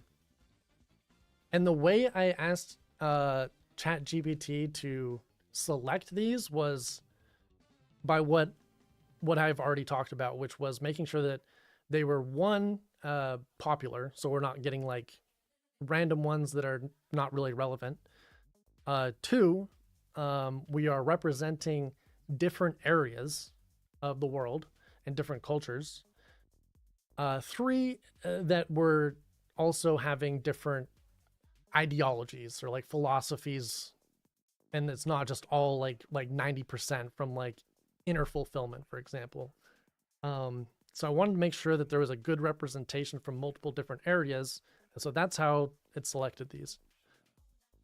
Okay, so let's get into it. I'm just going to start reading them out loud, and then if something sticks out, I'll probably highlight it. But if something sticks out to you, I would recommend writing it down. So like if Buddhism, meditation practices is something you already know about, or you read the description of it and you think, oh, that sounds kind of interesting, write it down.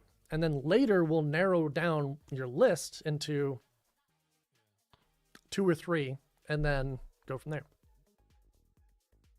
Okay, so Buddhism and meditation practice. So these are all from inner fulfillment, focusing on self-understanding, peace, and internal balance.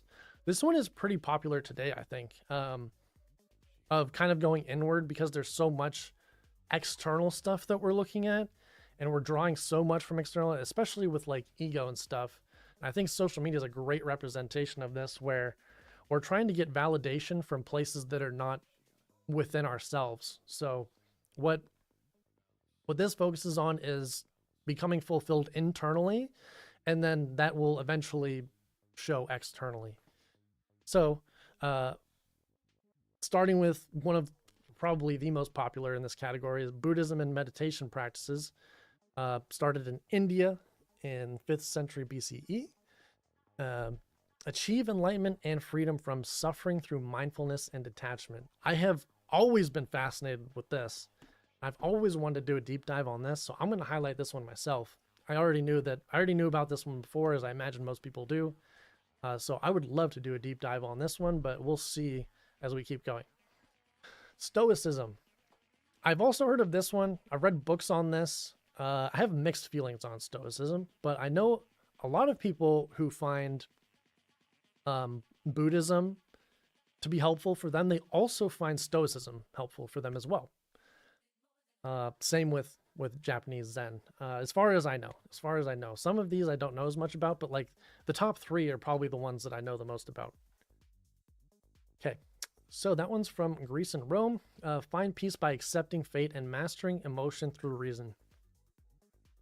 Personally, I think this one also gets a bad rap.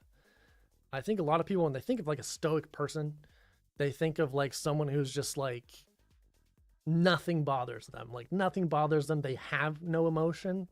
And that's actually gotten wrapped into like the definition of being stoic, which isn't correct. But personally, while I find it interesting, I don't think it's something that I could live my life by and still feel comfortable, because I think I have a lot to say on stoicism. So I'm just going to leave it there, and maybe another day we'll talk about it. But for me, stoicism, not it. But I find it interesting. Japanese Zen and Bushido. Attain inner stillness and purpose through discipline and mindful action. So again, this sounds similar to the first one, which is Buddhism. I already know a lot about this one. So I personally wouldn't want to do a deeper dive into it, but I can see how other people might want to as well. Taoism, living harmoniously with the Tao or natural flow of life through simplicity and non-resistance. Okay, I don't know too much about Taoism, but that sounds pretty similar to Japanese Zen. I'd be interested in learning more though, honestly. So I'll highlight it for now. Hindu yoga philosophy. Unite mind, body, and spirit through disciplined practice towards self-realization. I'm curious how Hindu yoga philosophy is different from Buddhism and meditation practices. I don't know, so I'll highlight this one just because it sounds interesting. It does feel like there's lots of overlap between these in terms of the general concepts, at least. Yeah, I think for each category, there's going to be a lot of overlap. But again, this is like a 1 to 2 sentence description. I think most of them are honestly 1 sentence. And that is not enough to explain these. And that's kind of why I'm highlighting them now, like especially the ones I don't know about, because I imagine there's more to it than just like what I know from the other ones, you know? And this 1 sentence description. Epicureanism. Seek contentment through simple pleasures, friendship, and absence of pain.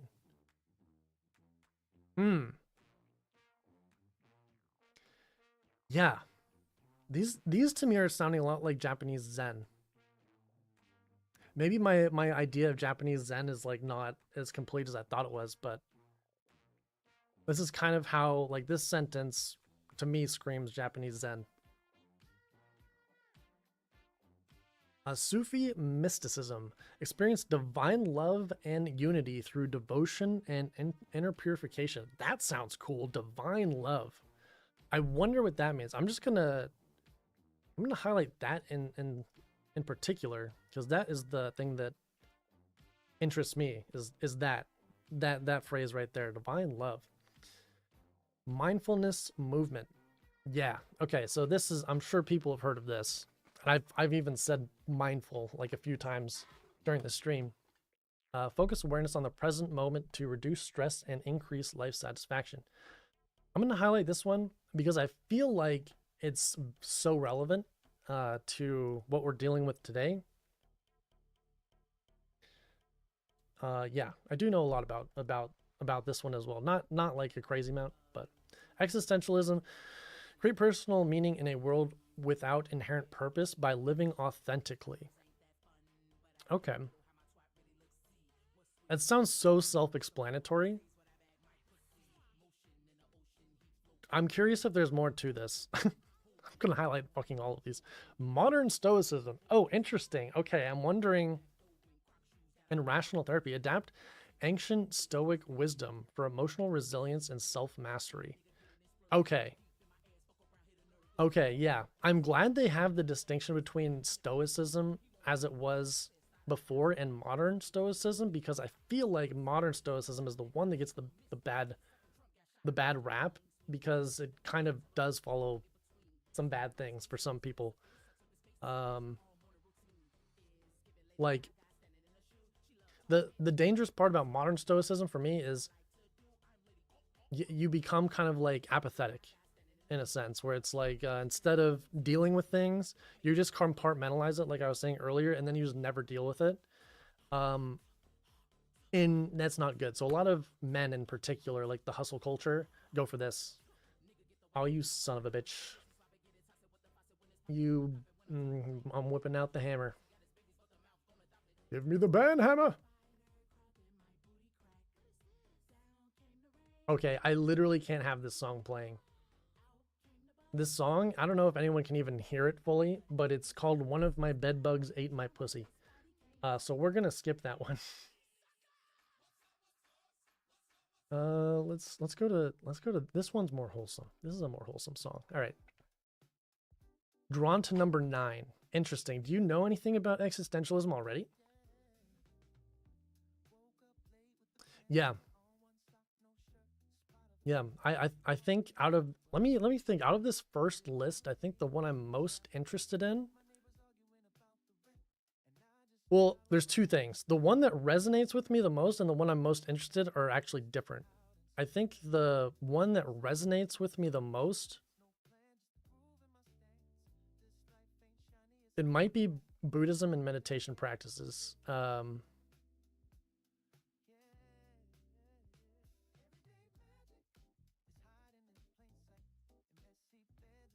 Yeah, it's between that and 9 for me.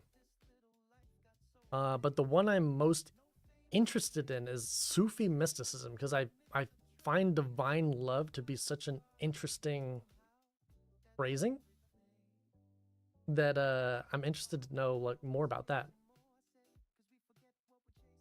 Okay. So next section is purpose and contribution, centers on meeting through action, responsibility, and service. Resonate with 9, and I'm interested in 4. What was 4? Taoism. Natural flow of life through simplicity and non-resistance. Oh man, I read a paper on Taoism in college. And from what I remember from it, it uses like a lot of nature. And like literally just going with the flow. Like there was a lot of like water metaphors. And just kind of like letting things pass through. And like observing nature, like observing yourself. Oh, I have to go outside? I don't think so. I don't think so. It's just, there's just like a lot of analogies, like connections it draws between the two. Okay, Confucianism. China, 5th century BCE. Fulfillment through moral duty, education, and social harmony. Okay. Okay. I don't know. I don't know about this one. What do you think, Cork? What do you think about Confucianism? Because I know a little bit about it. Makes sense. They come up with it before they invented the indoors.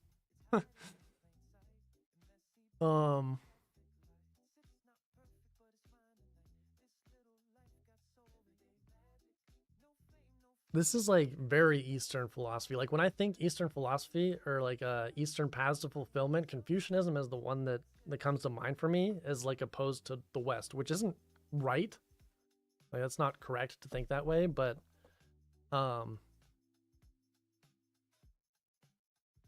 yeah, it's hard for me to get on board with this.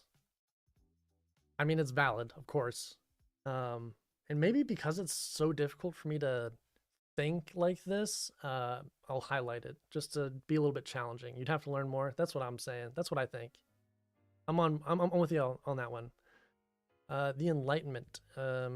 Okay, pursue meaning through reason, human progress, and societal betterment.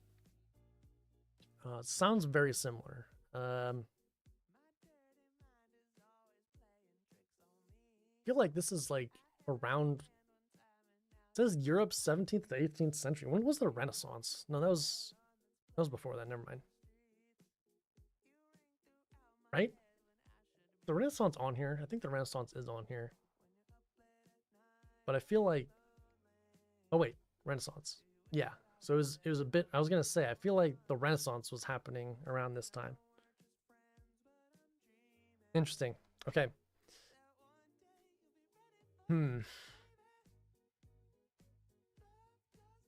This raises red flags for me because I think pursuing betterment for the sake of betterment doesn't resonate with me personally. I know it does for a lot of people, but for me, I don't find fulfillment just from like becoming better. Because I think you can become better mindlessly. Like you can get better at fucking League of Legends and not give a shit about League of Legends. And are you really like becoming a better person from getting better at League of Legends? For some people, yes, but for most people, no, you know? So this one is hard for me to resonate with. Just off rip. Number 12 sounds like it could have pitfalls. Yes, okay. Like I bet half of yes, that's what I'm saying. I feel like I can't get on board with this one. So I'm not gonna highlight that one personally. Industrial Revolution, social reform. Advocate for rights, education, and justice as moral fulfillment. That seems like the wrong definition of Industrial Revolution social reform. Maybe I don't know, but that seems wrong from what I'm thinking about the Industrial Revolution. I know that there was a lot of advocacy for education, but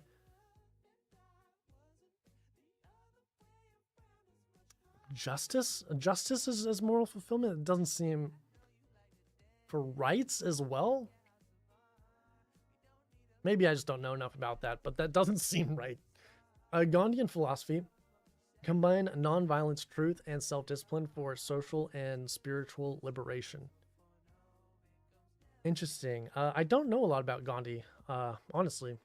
I knew who he was, and kind of what he did, but I don't know a lot about like his personal philosophy and what he followed. I would be interested in learning about it. I'll highlight it. I feel like there's probably a lot more than just this sentence. Liberation theology. Use religious faith as a tool for social justice and solidarity with the oppressed. Interesting. Latin America in the 20th century. I wonder what was going on that caused this to happen. Environmentalism and eco-philosophy. So this is 20th century. Probably late 20th century. Seek fulfillment by protecting nature and living sustainably. Yeah, I'm guessing this is like 70s.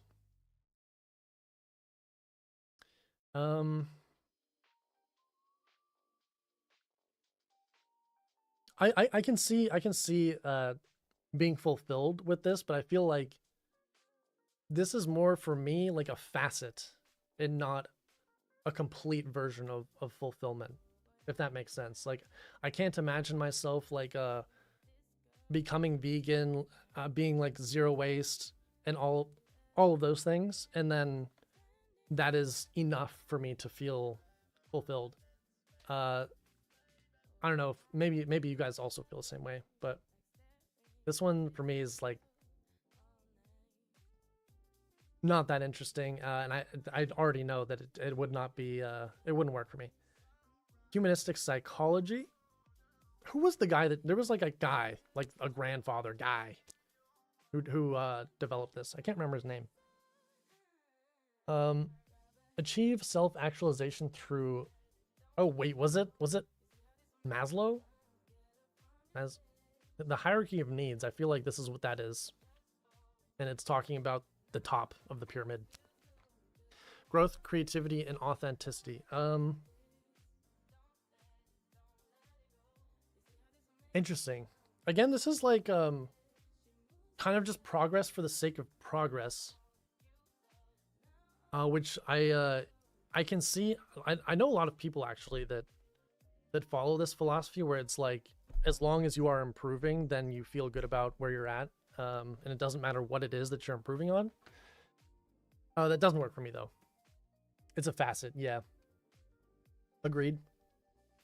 Ubuntu philosophy. I am because we are. Fulfillment through empathy, community, and interdependence.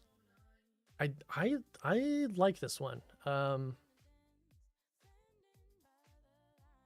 It's more community oriented, which is definitely more on board with like Eastern philosophy, I think. So this is kind of similar to like Eastern philosophy, but I like how it's worded better than like Confucianism, for example. So I'm interested in this one. Also,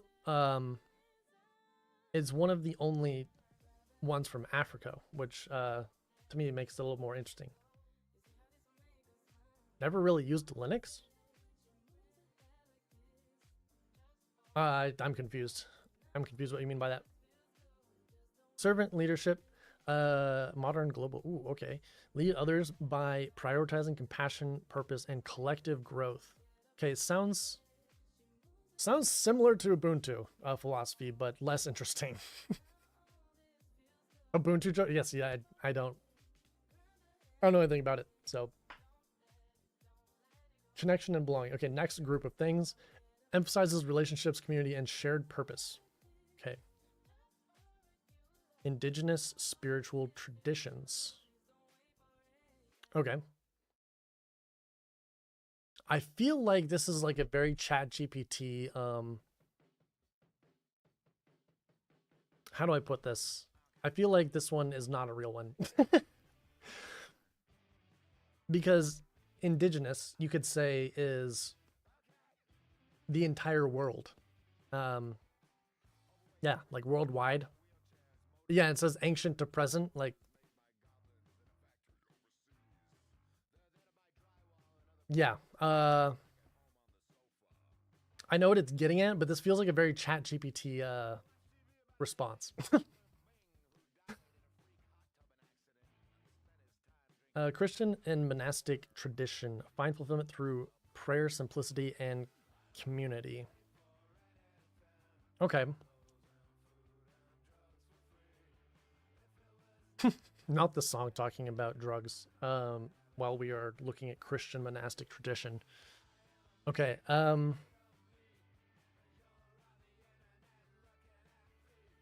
I think prayer and meditation are pretty similar, actually, in a lot of respects.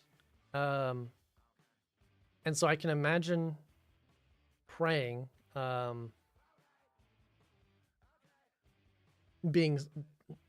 praying on something could be similar to meditating on something. Simplicity and community.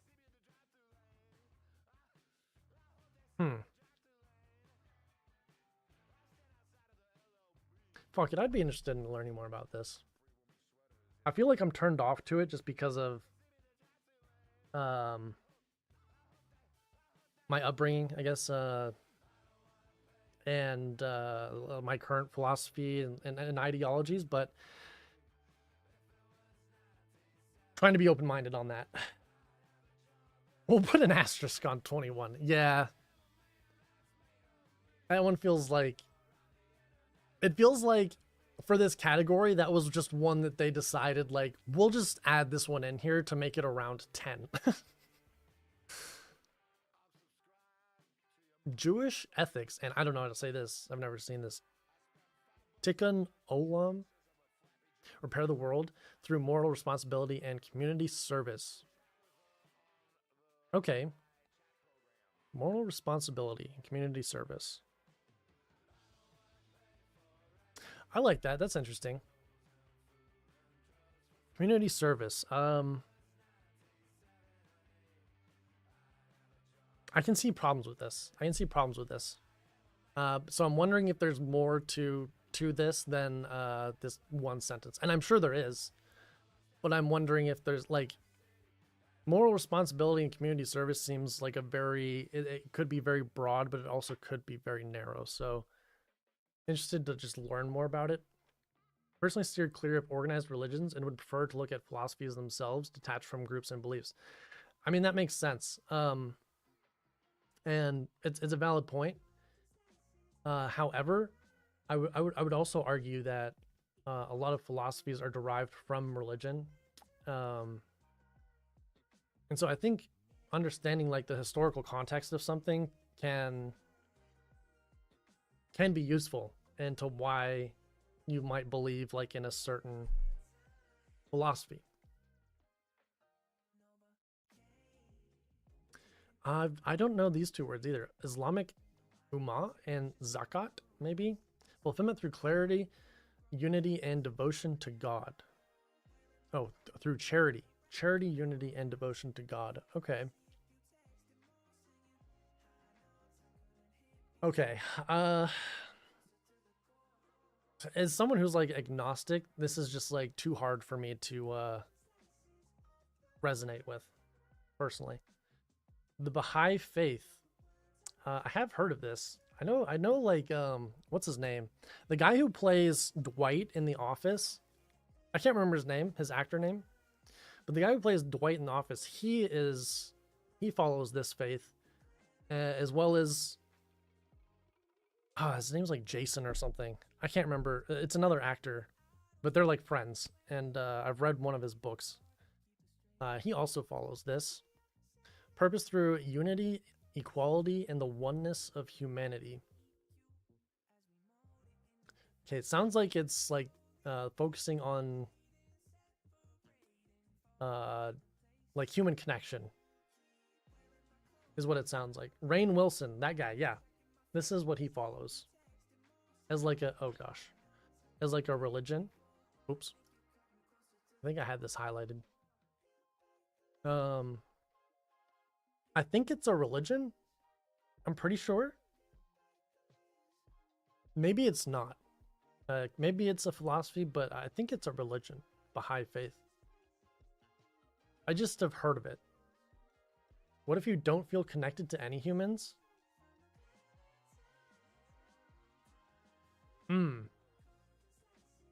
Are you saying you don't? Are you saying you don't feel connected to any humans?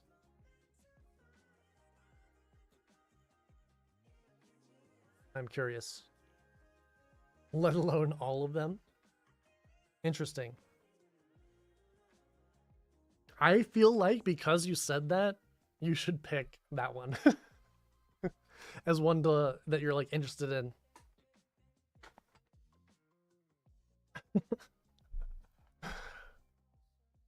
But I'm also not sure like how serious you are either. I'm not sure if you're saying that as like a what if there is a person who doesn't feel connected to any humans, but if you do personally feel that way, I feel like you should definitely pick it. Asking for a friend. Okay. I feel like you should pick it because I think there's more more to this. What's this emote? Nice. Yeah, I feel like there's more to this than, I mean, there's more to it that I already know of that it's saying, and I think right now you are missing that piece of it.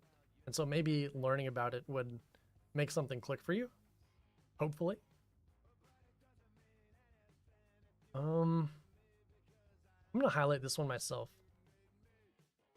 The Renaissance Humanism, rediscover fulfillment through art, creativity, and intellectual flourishing. This one I just find interesting. I find the Renaissance to be a very cool period of time.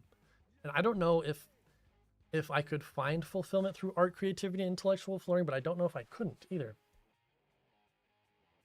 Again, maybe this one to me feels like gut instinct, a facet of fulfillment. And it would, I get the sense that if I were to just try and focus on this, that I would feel like I'm missing something. Romanticism, seek meaning through emotion, beauty, and authentic connection. I've wanted to learn more about this one, just immediately. And again, a similar feeling here, where I feel like it would probably end up being a facet and not complete. Civil rights movement. Fulfillment through collective struggle for equality and human dignity. I am fascinated that this is on here. The civil rights movement for connection and belonging. As a path to fulfillment?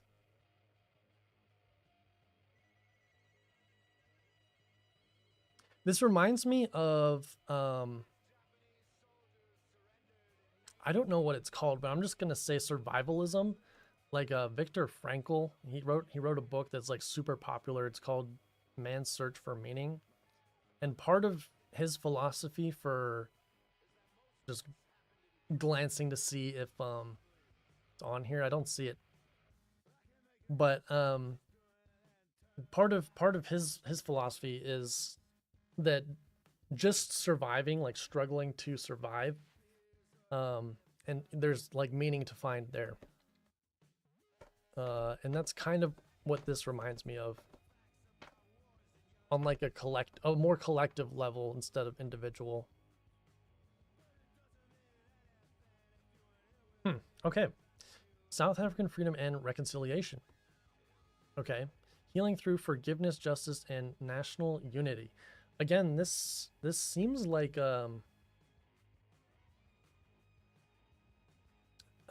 I'm surprised this is on here. The civil rights movement and South African freedom and reconciliation. It feels more like events in time, and people had philosophies during this time, but these aren't, to me, philosophies in themselves. These were more like events. Number 27 is for hot people. Yeah. Honestly, you're kind of based for that take. It's reminding me of an anime. I feel like there's a character like this in a lot of anime where they just like talk about beauty and they're just like super hot. What's the Japanese word for beauty? And they always say it. I'm gonna look it up. Hold on. I have to know now. Beauty guy from, I think it's from Demons? No, Black Clover maybe? Black Clover. Oh wait, isn't the word like utsukushi?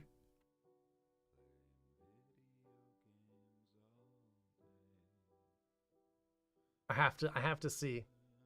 I think it's this guy. I don't know if there's any Black Clover fans, but I'm pretty sure.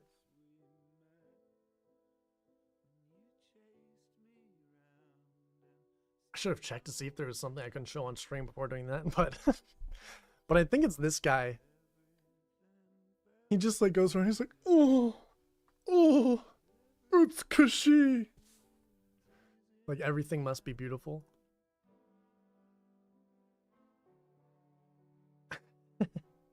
Yeah. I mean, anime is so ridiculous sometimes. But I feel like it's for people like that where like they're just like a naturally beautiful person, and so like this is them kind of coping. Like this is all that matters. You're so right. Base take.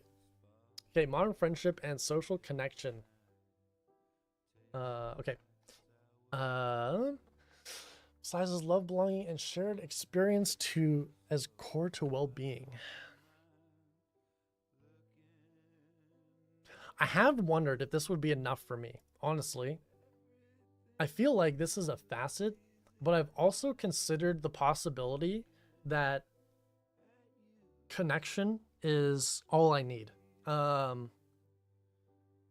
Like meaningful connections are all I need. Because I feel like I've seen people who, once they have like certain connections in their lives that are meaningful, like that's enough for them. They can just kind of move on, and they can like do other things, and other things are easier. So yeah, I wonder if this is enough. That would be my question with this one, and that's why I'm highlighting it. But it also falls into the same category of some of the other ones, where I think it might also just be like a incomplete version of what I would find fulfillment to be. Okay, transcendence, my God, and spiritual union, going beyond the self to connect with something larger. Okay, Christian mysticism, unity with God through contemplation and divine love. Again, I wonder how similar this is to Sufi mysticism. I'm going to not highlight this one because they're similar, and because I already highlighted one with divine love, and I think I highlighted the Christian one as well. I'm going to skip that one. Advaita Vedanta. I don't know if I'm saying that right. Realize the oneness of self, Atman, and ultimate reality. Okay, actually, I think I have heard of this, even though I don't know how to say it, because I recognize this word Brahman and Atman. Probably has something to do with Buddhism. This one interests me a lot, actually. I think this is the one that might stick out to me the most so far. We'll see. Shamanic practices, indigenous ancient, seek healing and guidance by journeying between spiritual and physical realms. What the hell? Spiritual realms? I feel like this one I have to be on drugs. This is like ayahuasca. Isn't that what it's called, the drug? 30 is appealing in theory, but I have no experience to draw from, so I couldn't say. Wow. There's a lot that you're implying with that. Aren't those the cows from Fallout? Dude, I have no idea. Brahmin? Oh. Pretty funny. I guess not, but no. So I guess with your message, you're saying that you have never had one meaningful connection. Is that true? That's the implication that I am reading between the lines with your message. Okay, shamanic practices though. I'm gonna highlight this one as interesting because I've always been interested in like psychedelics, I guess. I've never done any, but I've always been interested in them because I know there's research that suggests that they actually do help. But I'm also weary of that because I feel like doing any sort of thing one time, whatever it is, I don't think can have like a lifelong impact on you to the point where like you are fulfilled for the rest of your life because you like did ayahuasca once. It seems like superficial, I guess. That is indeed what I'm implying. Smiley face. Okay. Do you think anyone has had a meaningful connection with you, but you don't reciprocate that feeling? Curious. Taoist internal alchemy. Whoa. I started thinking about Full Metal Alchemist. Anime. Transform body and spirit through meditation and energy cultivation. Interesting.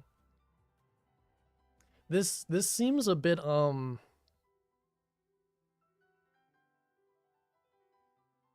the only thing I can think of is like doing things with my hands right now. I don't know how to say this. It seems a little bit like far-fetched. I don't know, like, and I'm gonna cultivate energy. It sounds a lot of like manifesting, like manifestation, which I'm not sure how I feel about manifestation and whatnot. Because on the one hand, I feel like if you manifest something in your mind, like your mind is your reality. So if you manifest something in your mind enough and start believing that something is real enough, then it will become real eventually. I can kind of get behind that, but I also can't get behind the idea of like cultivating like an aura or like an energy that doesn't really exist. I don't know. I find it interesting though, so I will I'll highlight it. Outside of my family, I'd say no. Okay, so you're saying Some people in your family feel like they have a meaningful connection with you, but not the other way. Taoism and Taoism are two different things. I think so. I think. Okay, so this was China, which also Tao is from China. Medieval, though, is when that was popularized or originated from. Taoism should be up here. 4th century BCE, so a rather large gap in time. This is like, when is this? Like, this is like 14th century? When is medieval? I don't know. I think it's around the 1400s, so maybe 15th century, 14th, maybe like the 13th to 15th. Okay, Kabbalah. Jewish mysticism. Attain divine understanding through symbolic and spiritual wisdom. This is a very vague definition. Divine understanding, like, I don't know what that means for this. Symbolic and spiritual wisdom could mean a lot as well. I would have to get a bigger definition on this, and for that reason I'll highlight it, but yeah. New Age spirituality. Blend global traditions for personal enlightenment and cosmic harmony.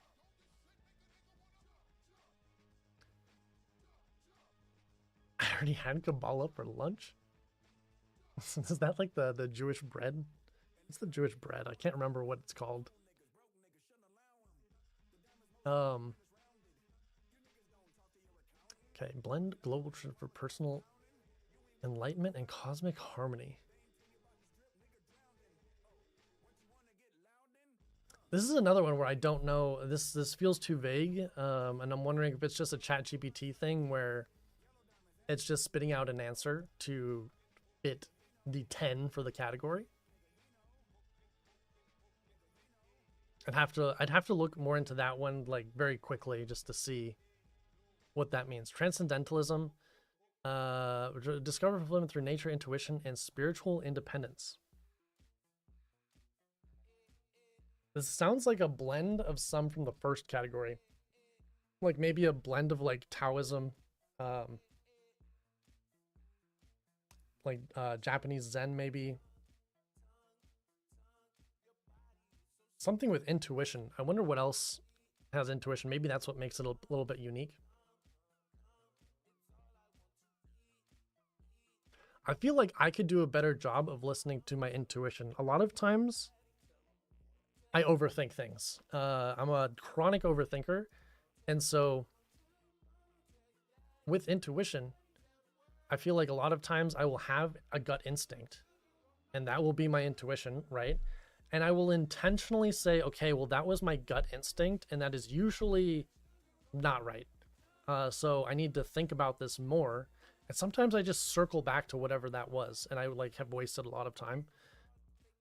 And I think sometimes that prevents me from making decisions in the first place as well. So maybe this is one that I could, that could help me out. Psychedelic spiritualities, and sounds like the shamanic one. Explored transcendent awareness and interconnectedness through altered states.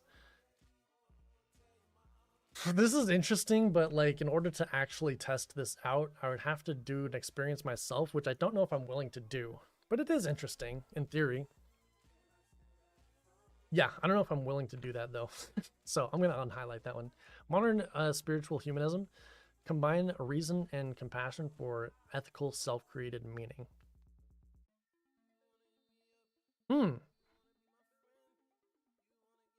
Reason and compassion for ethical self-created meaning.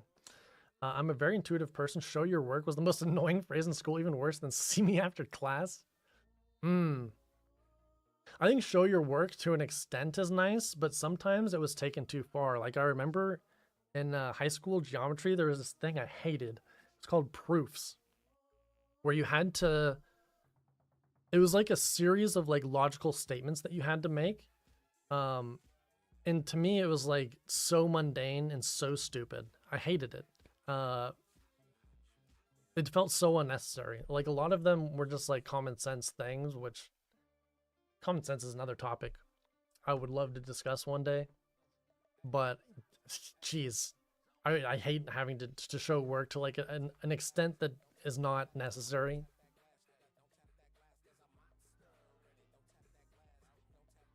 I'll highlight this one. I don't feel strongly about it. Actually, since I don't, I'm just gonna not leave it because I feel like I've highlighted so many in a row. Secular spirituality. Find awe and purpose through science, art, and shared human experience. Kind of gives Renaissance vibes, but with science. Well, actually, I guess I shouldn't say that because like shared human experience is not really a Renaissance-y thing. I guess you could argue it is.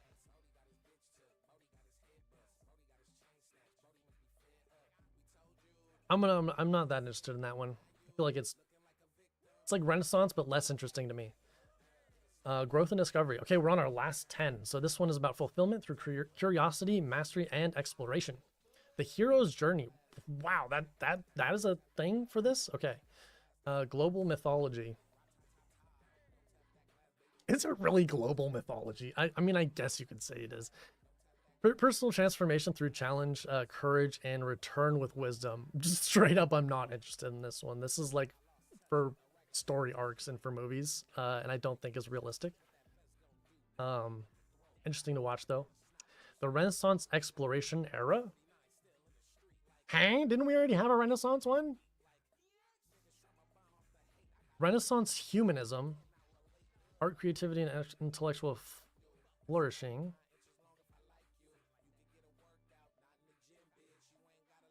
Fulfillment through discovery, invention, and human potential. That is a lot different.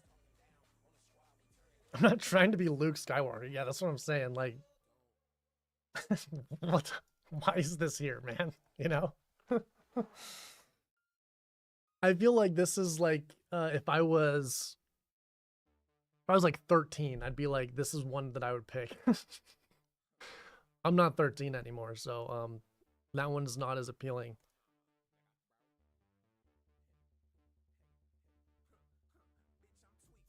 I'm trying to think which one I'm more interested in between the Renaissance exploration era and the Renaissance humanism. I think the one I connect to more is the Renaissance exploration era.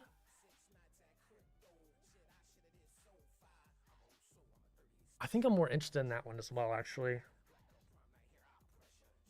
So I'm gonna highlight that one, and I'm gonna unhighlight this one.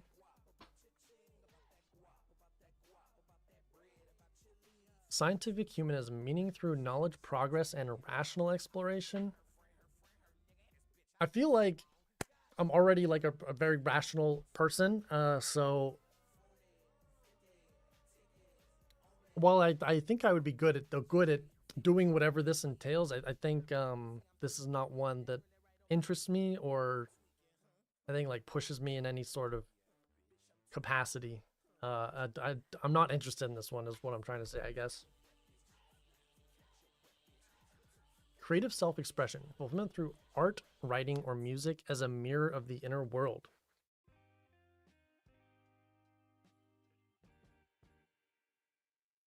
I mean, I guess this is kind of what I'm doing on stream, right? You definitely like number 44. Well, hey, what do you know?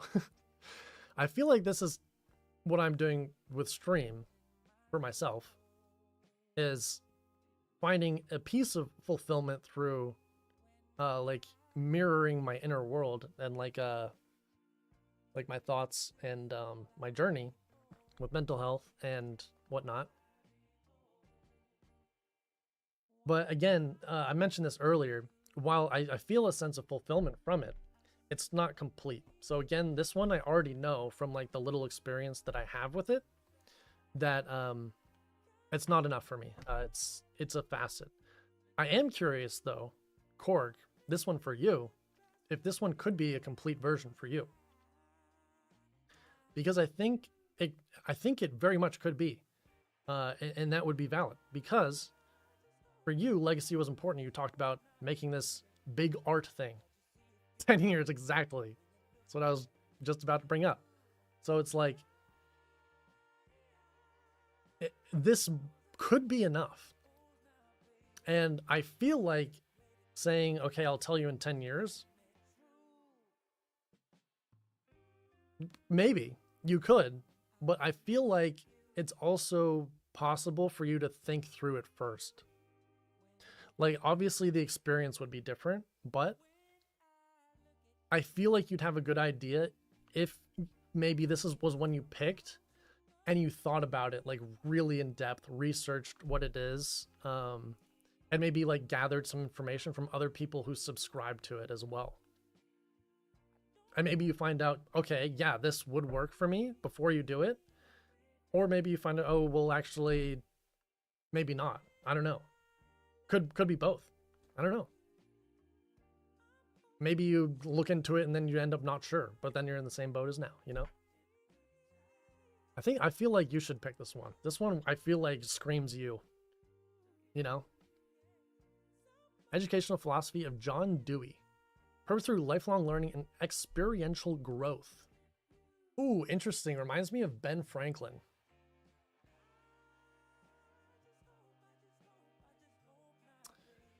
Okay, experiential growth. It sounds like just learning things and having different experiences, and then you grow through that, which is so generic.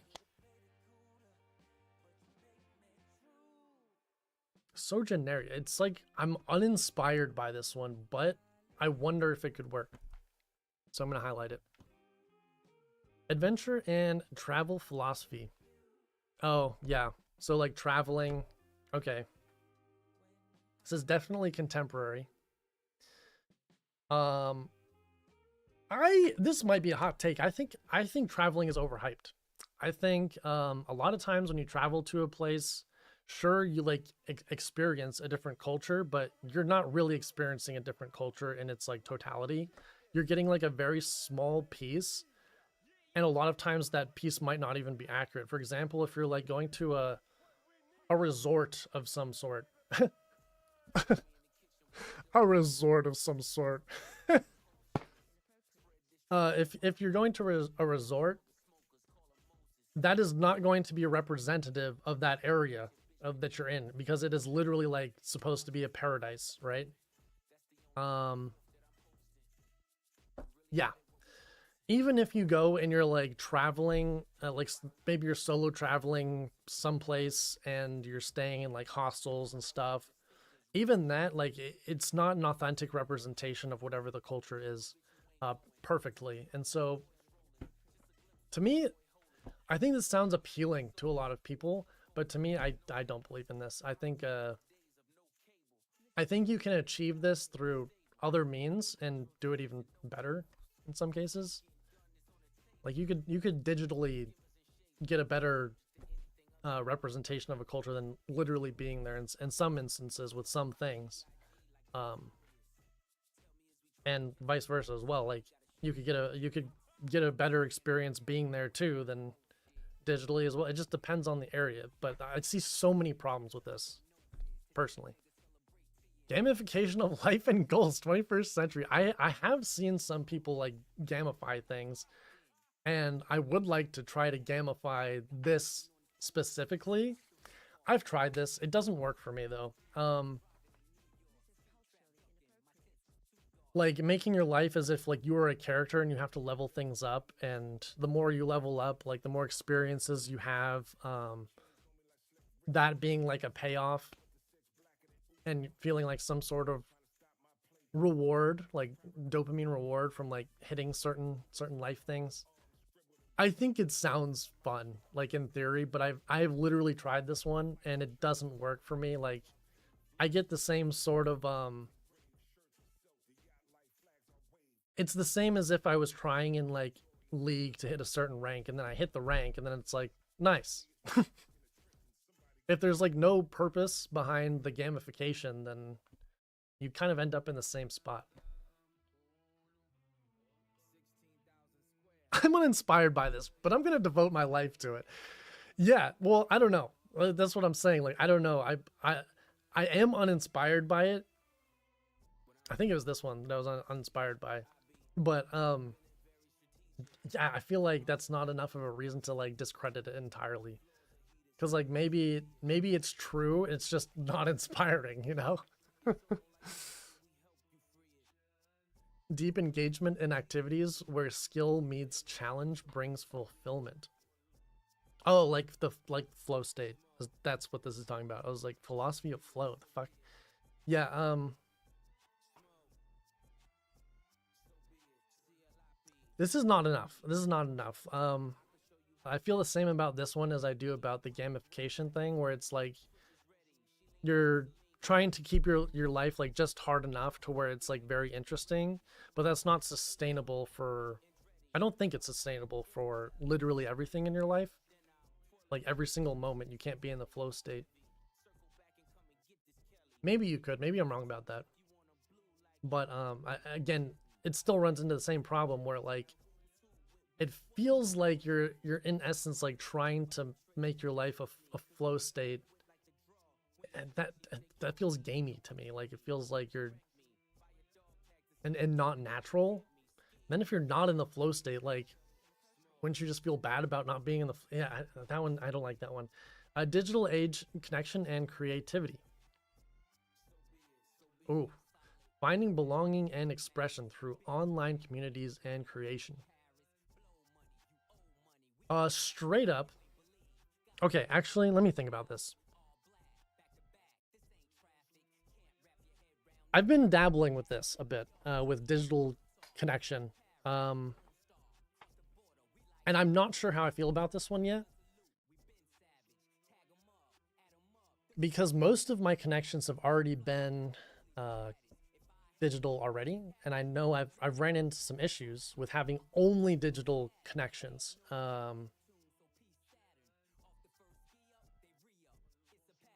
Yeah, okay. So for that reason, I know this isn't enough. I've had so much experience with this. I know this isn't enough. I think you can find a level of fulfillment from digital connections, and through being like digitally creative. Like some people use social media and they use it well in like a nice way. Like for example, Twitch is technically social media, right? I don't really see it that way though, because like I feel like I don't use it how I would like Instagram, for example, or like Twitter or, you know, X or whatever. But yeah, I already know I just know it's not enough. No, it's not enough.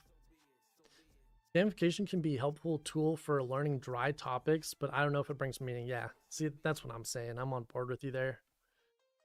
Okay, last one. Self-transcendence through mentoring. Oh, interesting. Okay, this one's... I don't think I can do this one right now. Growth and meaning found by helping others grow.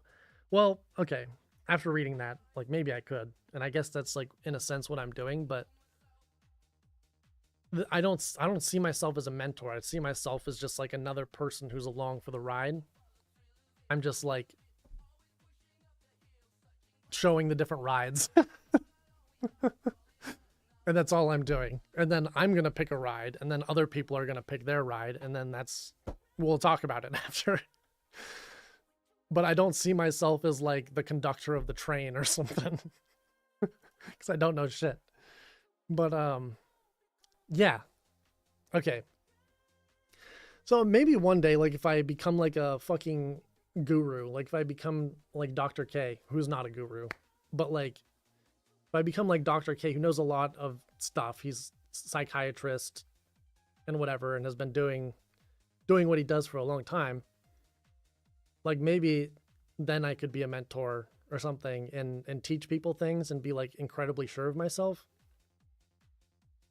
But I don't think I'm at that point yet. I don't think I have the credibility to be at that point yet either. Not to say I have no credibility, but... Well, I certainly do like to tell people how they should live in their lives. Huh.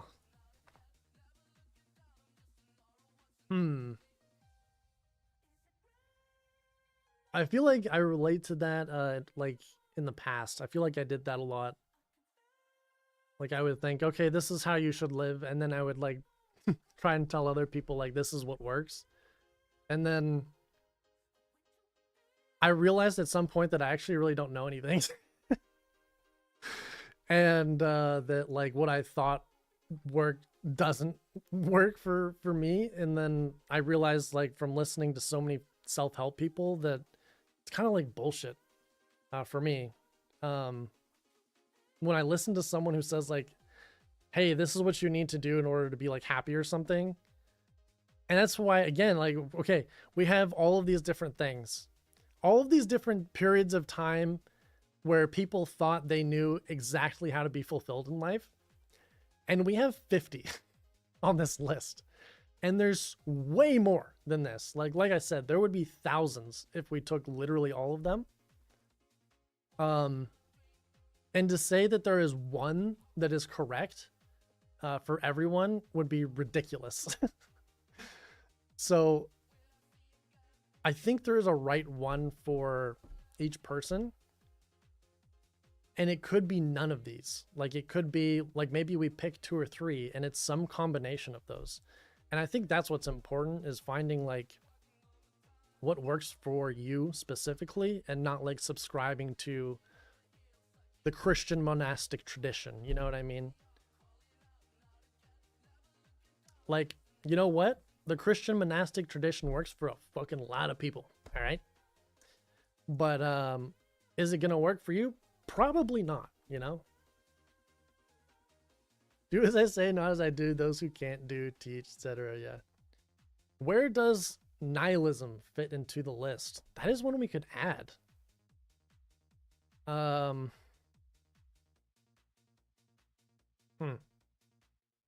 I don't think it fits onto... From these types, I don't think it fits in. I don't think.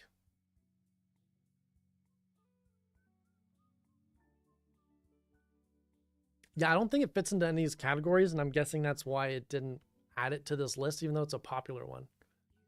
I'm actually just going to put it as 51. I'm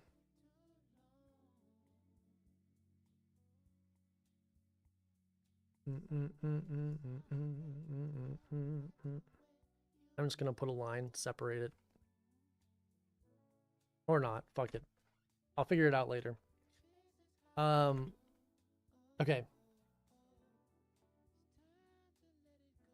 I'm just going to look up the broad definition of nihilism. Also,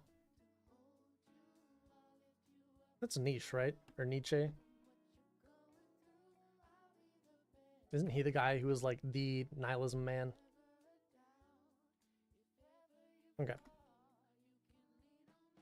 So, this is the definition that Google gives. All right, let's see. When was... Oh, extreme Russian Revolutionary Party philosophy. Okay, so we'll just say this is from Russia. I'm pretty sure this is from the 19th, not the 19th century, but I'm pretty sure it's from the 20th century.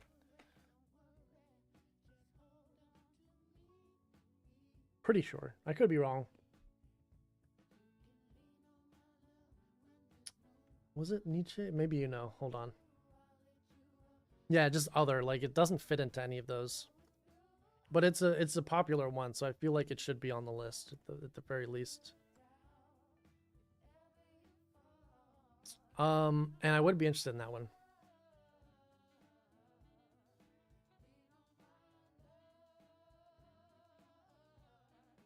All right, I actually kind of want to tally and see how many I have. 1, 2, 3, 4,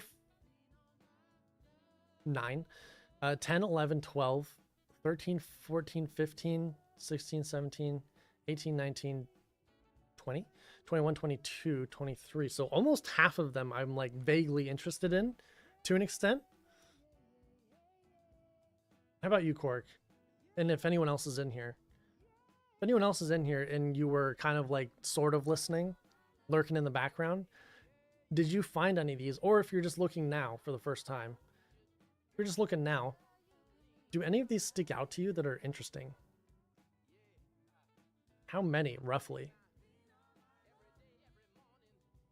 I already have a good idea of how I'm going to narrow it down, or like ones that like really stuck out to me, like super. But I would like to learn about all of these to an extent. Number 4, number 9, and 44. I remember you mentioned those. So 4 is Taoism. Yep. 9 was existentialism. Yep. Okay. And then 44, I remember, was the one that I really thought would get you. That was the one about fulfillment through like creating something. Okay.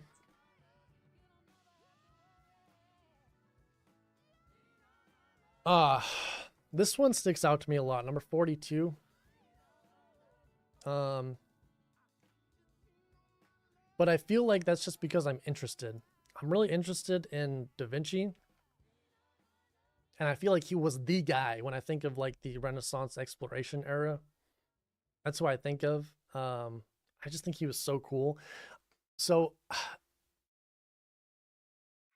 I'm trying to like separate if like it resonates with me versus like how much it interests me, if that makes sense. Nihilism, I think, is a cool concept. But I don't know if I believe it. I think it's cool to think about. I think it's a cop-out, is what I honestly think. That could be a hot take. I feel like nihilism is a cop-out, where it's like you think about the meaning of life, and then you think, okay, well, actually, life is meaningless, so like I'll just do whatever. Basically, you're saying to yourself, like, okay, what's the point of doing things? And then you come to the conclusion that there's no point. And so that kind of like relieves you of the sense of like expectation or like moral duty or anything that like is on your mind. And so to me, it feels like a cop-out. I feel like this just makes your life easier very quickly. And it's kind of, to me, the same as modern stoicism, where it compartmentalizes things in an unhealthy way, and then you just never deal with them. But I still find it interesting. But I don't think it resonates with me, all that being said. Okay, so right now I'm thinking 42 is one that sticks out immediately. I think this was the other one that stuck out, 32. By the way, this song is from one of my friends. He's in a band. Oh, it's changed the name so many times. It's Pure Sport now. I love this song. It's so good. It's called All Hail the King. I'm gonna link it real quick. Such a fun song. That's the song link if anyone's interested. Okay, modern friendship and social connection. I'm interested in romanticism, but I feel like, again, that's like more of an interest thing, and I'm not sure how much I resonate with it. Purpose through unity and oneness of humanity. I connect with that. I feel like I resonate with that, but my interest isn't as high in that either.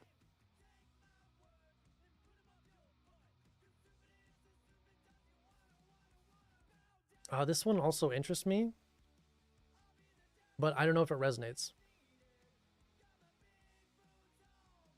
Again, this one again interests me just because like I don't fully agree with that philosophy.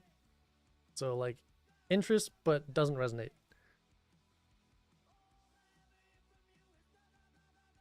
Okay. Okay, yeah, I think I've got it. So 32, 42. And if I had to pick another one, it would be either one or 9. Fuck it. I've always been interested in Buddhism, even though I know a lot about it. Probably 1. Probably 1. Just pick something that Cork didn't pick. But I am really interested in number 9, and I do feel like I resonate with that one as well. So it would be that, with like 9 being a close runner-up, I think. I'm going to write those down for me.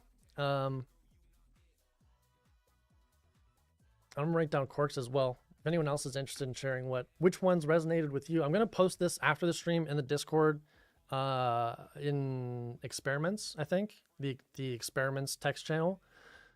If you were not present for the whole thing, or if anyone missed it or watched the VOD and wants to take a look at them themselves. And I'm also gonna post. I have 2 other documents. So this just separates them all by time period, because I thought it was interesting to show like what time periods most of them are from, or all of them. You know, like there's not that many from these 2 centuries. Like in this, I guess 4 centuries here. But there's a lot of contemporary ones. And I didn't mind that, actually, because I obviously looked at this before. I didn't mind there are more contemporary ones, because I feel like a lot of the contemporary ones are just versions of older ones, but more applicable to how we are today. So I don't mind that. Then there's also by the region of origin. So this was pretty well spread out, except for Africa. There was only 2 from Africa, so I wish there was more from there. And then Latin America, I kind of grouped that in with the Americas and like the West.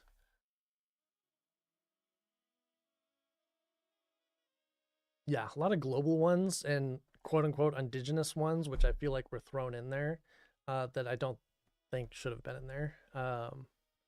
Like they grouped indigenous into one thing. Just doesn't make sense. Okay, but yeah, I'm gonna post all of those as well.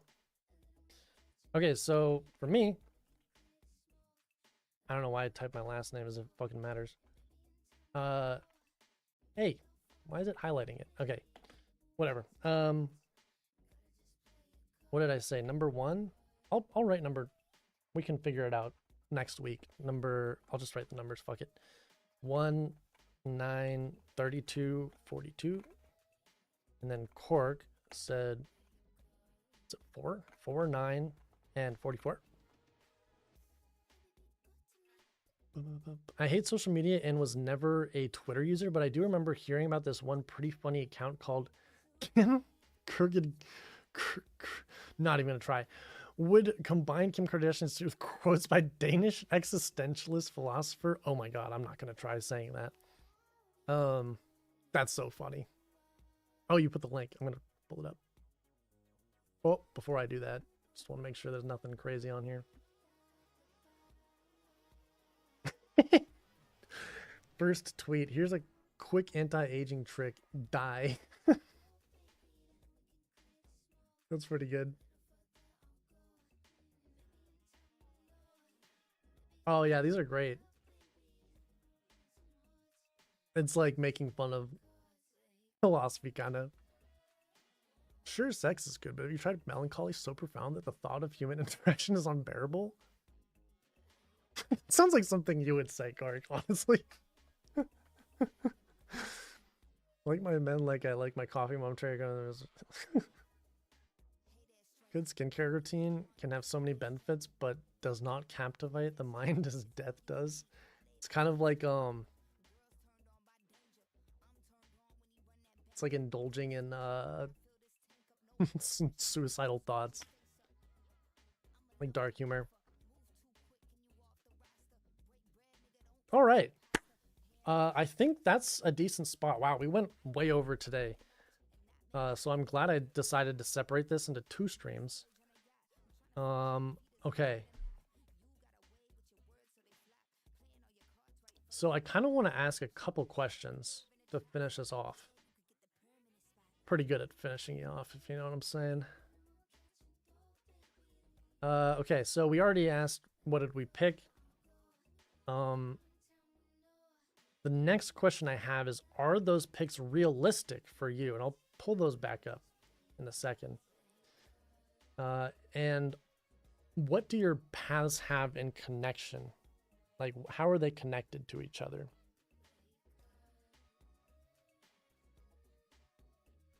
And then next stream, we're going to have our 2 or 3 that we have narrowed it down to. We'll probably, I think since Cork and I picked 9, we'll probably do 9. And then we'll pick 2 more. We'll see. I'll probably do like a poll in Discord to see what people are most interested in. I wouldn't presume to know that sex is good. I mean, you know a good nut is good at the very least. Unless you are incapable of nutting, which, sorry. Sorry, my brother. I just realized my Spotify is not going. Interesting. It's like too quiet to even pick up.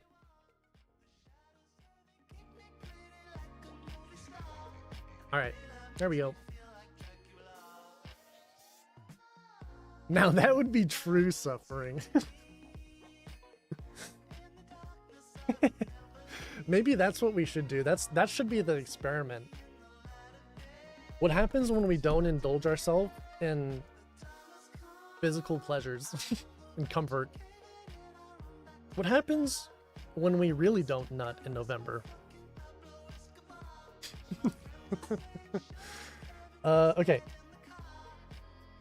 All right, where was I going? Okay, yes. So, how realistic are the ones that we picked for us? So let's take a look at number 9 first.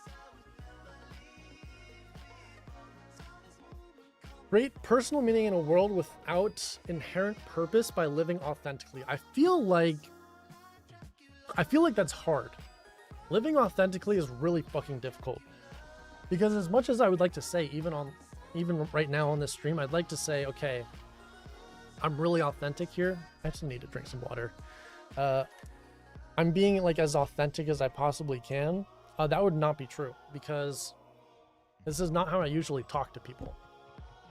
I think to an extent I'm being authentic, but to say that I'm 100% authentic is not true. Like I'm not sitting here talking to people like in real life with this same tone of voice, like with this level of like enthusiasm or interest. Like it's kind of like hyped up a little bit, you know? Not a lot, but a little bit. And yeah. So it's really hard to be like totally, completely authentic, which is why I thought like Necrotine from earlier, what he said was, or she, I think they said they were he, was crazy, because they said that they were like just doing everything that they thought was meaningful, which is really hard to do. Very impressive. So in terms of like, is that authentic? Or not authentic, is that realistic? Maybe. Like a very strong maybe. It would just be, it'd be so hard. It would be really hard. Normal way of talking to people is not talking to people. Exactly. Like, whether it's that, like not talking to people, or when you do talk to people, like the way I talk to different people is different too. You know? Like Cork, maybe in this chat, you talk to me a specific way, but in another streamer's chat, your personality is like a bit different. Like still close, but different. That's kind of like how I operate. Like when I talk to, for me, if I talk to my parents, my tone, what I say is totally different than anyone else. But if I'm talking to like a group of friends, it's also different depending on the group of friends.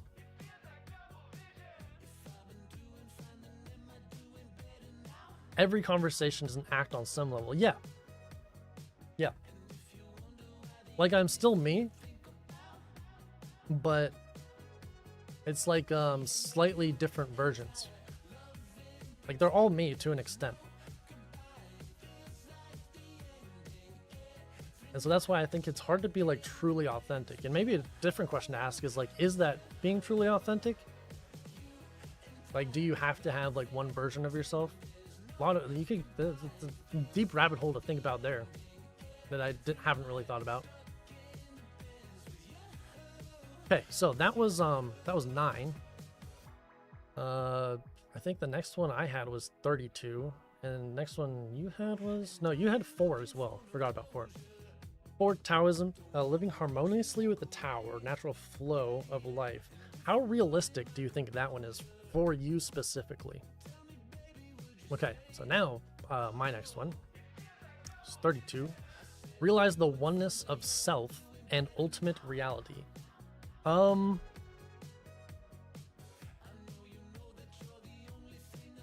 This one's difficult for me to answer because I feel like I don't fully understand both the concepts well enough to give a good response. So I'm just genuinely going to say I don't know to that one. Will I do that? But it's mainly to cater to them, not to trick them or anything. Yeah, exactly. Like you adapt yourself to what you expect the other person might want from you, or just might want in general, or whatever they're like most comfortable with. Like the types of joke, yeah, exactly. Their sense of humor. Like some jokes I can make with some people, but then those same types of jokes would not be okay with other people, or they just wouldn't think they're funny or something. Yeah, I think that makes sense. And I think like if you like are really starting to think about it here, that is like that's you being authentic in the sense that you're like hyper aware of yourself, and so you're able to like change depending on who you're with. Yeah, it's like unselfish in a way. Like it's a personality trait, I feel like, of yours. Like I haven't even mentioned my diarrhea once this stream, whereas with other people it would have dominated the conversation. Exactly. I feel you. I feel you. I have Crohn's disease. I tell everybody. Okay. What's the next one? Was it 42? Yeah, 42 is the next one. Renaissance.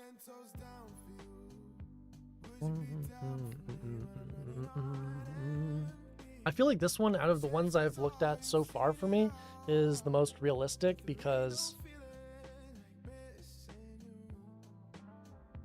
I feel like there's so much you can discover, and through that you can come up with so many different ideas which could like fall under the branch of invention. And then human potential, it's like how unlimited is that, you know?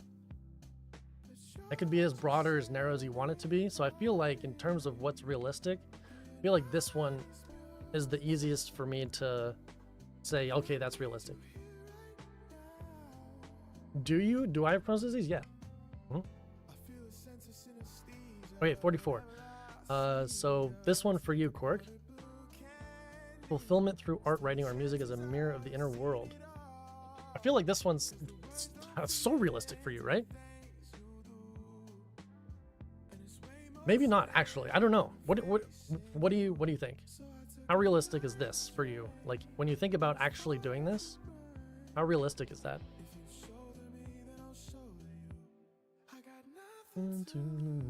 Oh dang, now I regret not talking more about our bowel movements. You can if you want. I don't mind. I have to do it a lot. More than most people. It's not exciting stuff. It's not... Yeah. So yeah, I think out of the ones that I picked, I'll throw in one as well. I didn't say what one was. This one, I feel like is just really difficult. There's no way I could just be like, yeah, realistically I could do this like in the next few years or even in a lifetime. I guess you could say the same about any of them though, or a lot of them.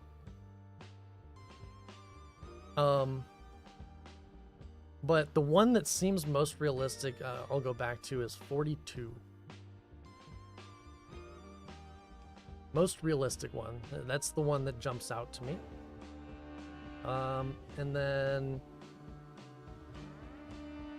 what do mine have in common? What do yours have in common? Let's see. Right now I'm thinking there's like a sense of like enlightenment with these. Yeah, which is interesting because I didn't think about that as I was going through these. Maybe not with the last one though. Maybe not with this one. I don't think there's a lot of. I don't think this really has to do with enlightenment as much as it is just becoming fulfilled through these things. But I think the other ones have a lot to do with like reaching some sort of like ascension. I don't know. I think I missed a question of yours while I was thinking about poop. I think maybe the one you missed was which of the ones that you picked, the paths that you picked. So out of 4, 9, and 44, which is the most realistic for you to just do in theory? So yours was 4, 9, and 44. So 4 was Taoism. 9 was existentialism. So create personal meaning in the world, living authentically, basically.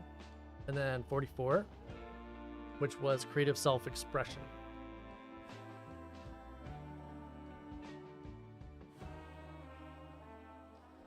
Yeah, I think that was the one you missed. Okay. So yeah, I mean, that's pretty much it. That's pretty much it. I think that's all I feel like we need to do this stream. We could continue this conversation in Discord if people are interested, because I imagine a lot of people wanted to get to the main part of the stream earlier, but I just yapped for too long. So yeah. Yeah, maybe we can continue the conversation a bit in Discord with what different people picked.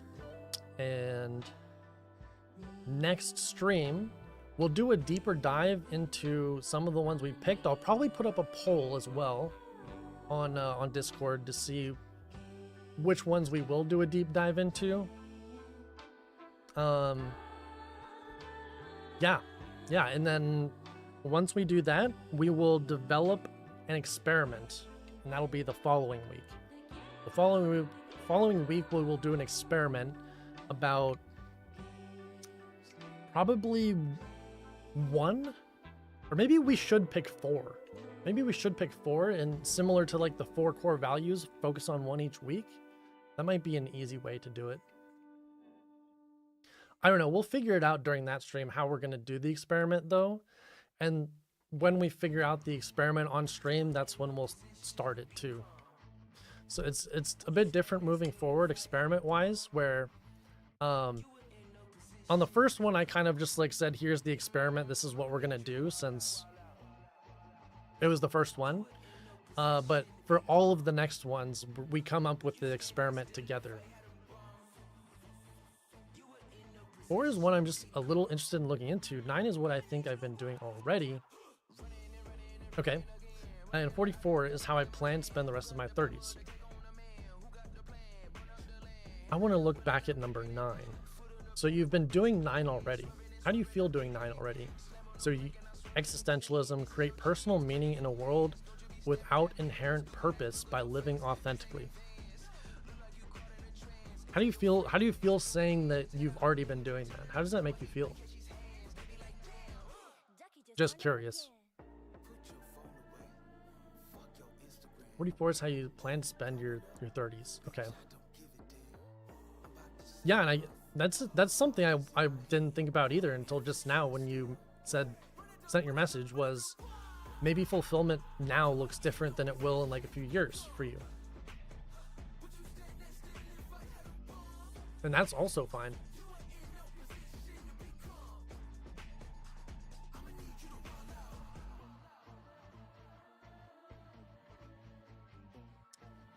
All right.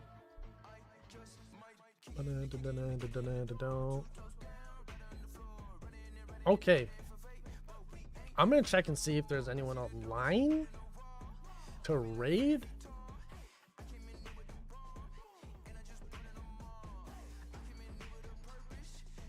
If I don't know anyone, I won't do it. Not seeing anyone yet. Gonna keep scrolling down just in case.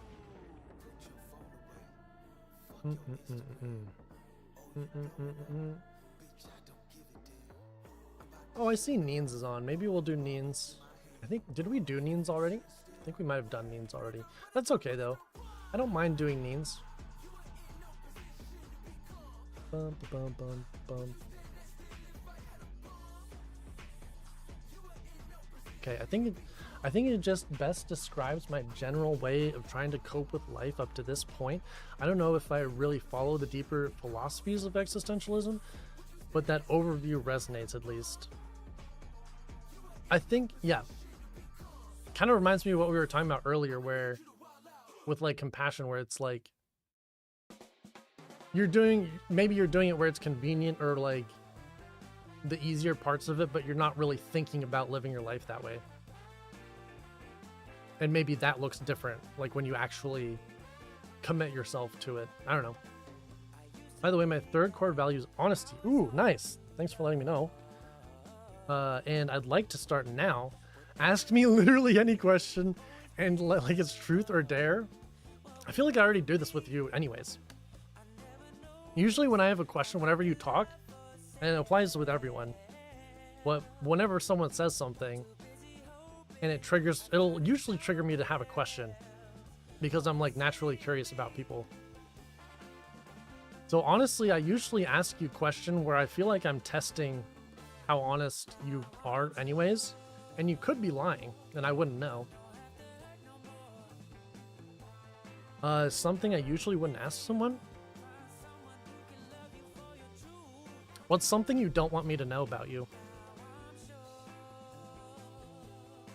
I feel like that's a good one.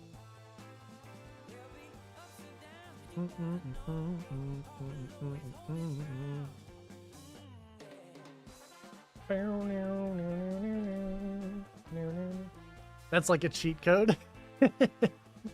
Yeah, I know. Hey, you said.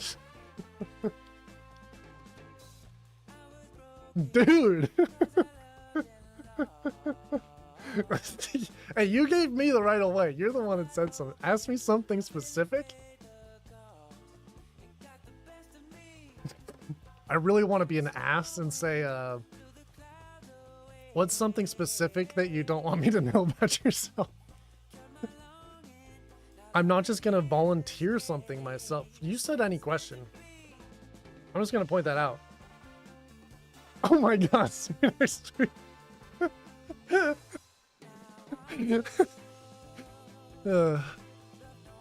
Hey man, you asked. I gave an answer. That's all I'm saying.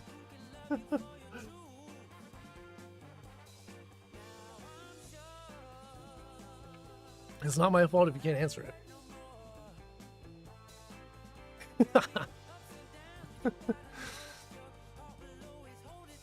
All right. I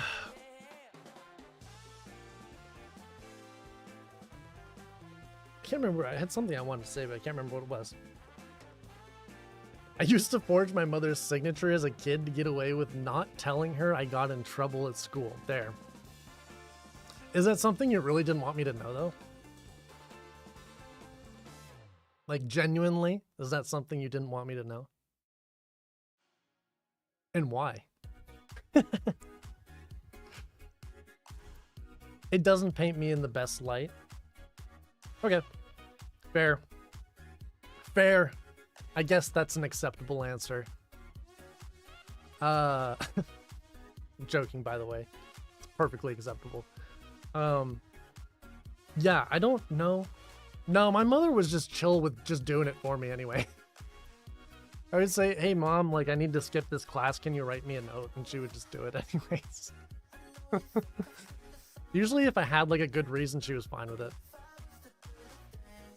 just something that came to mind, which I hadn't thought about in years, actually. Wow. Boom. Look at that. Triggering you to think about things that you haven't thought about in a while. All part of the It's Still Coin stream. Okay. I'm gonna throw up the end screen. Wait, does that end screen show? Okay, it does. Nice. So thanks for making me remember. I don't think that makes you a piece of shit. I think, first of all, I think most kids did that. First of all, including me. Like, I definitely have done that at some point. I'm sure I did that as a kid once or twice as well, like in high school. For sure in high school. Like if I needed to in the moment. Most kids did that? Oh, yeah. For sure. I bet you if you asked, like, most people, did you write yourself a note in school to get out of class every now and then? I bet you most kids would say yes. Like I said, like I definitely did it once or twice. But other times I would just tell my mom, hey, I need to get out of this class. Can you write me a note? And she'd be like, yeah, sure. I bet I feel ashamed of so many things that literally everyone did. I think that's common. That feeling of feeling ashamed for something, but most people do it. But yeah. Anyways, I'm going to start the raid for Neen. She's a DBD streamer. I'm working on finding some mental health streamers, okay? I'm working on trying to find some more, but there's actually just not a lot, and it's hard to find them when they do exist. So, yeah. Yeah, I'm trying to find some, but for now, I have a lot of Dead by Daylight people I follow. So that's who we're going to raid. She's a DBD streamer. She's fun. Has a pretty small community. So, it's fun to engage in chat and stuff. Anyways, thanks guys for lurking, for hanging around, for participating. If you were just in the background listening, I appreciate you. Anyone who came in, chatted, participated in the experiments, all of the above, appreciate it. Anyways, guys, I hope you have a good rest of your week. Wish you luck with whatever you're working on, and I will see some of you on Saturday. But if not, I hope to see you next Menty Monday, baby. See you guys.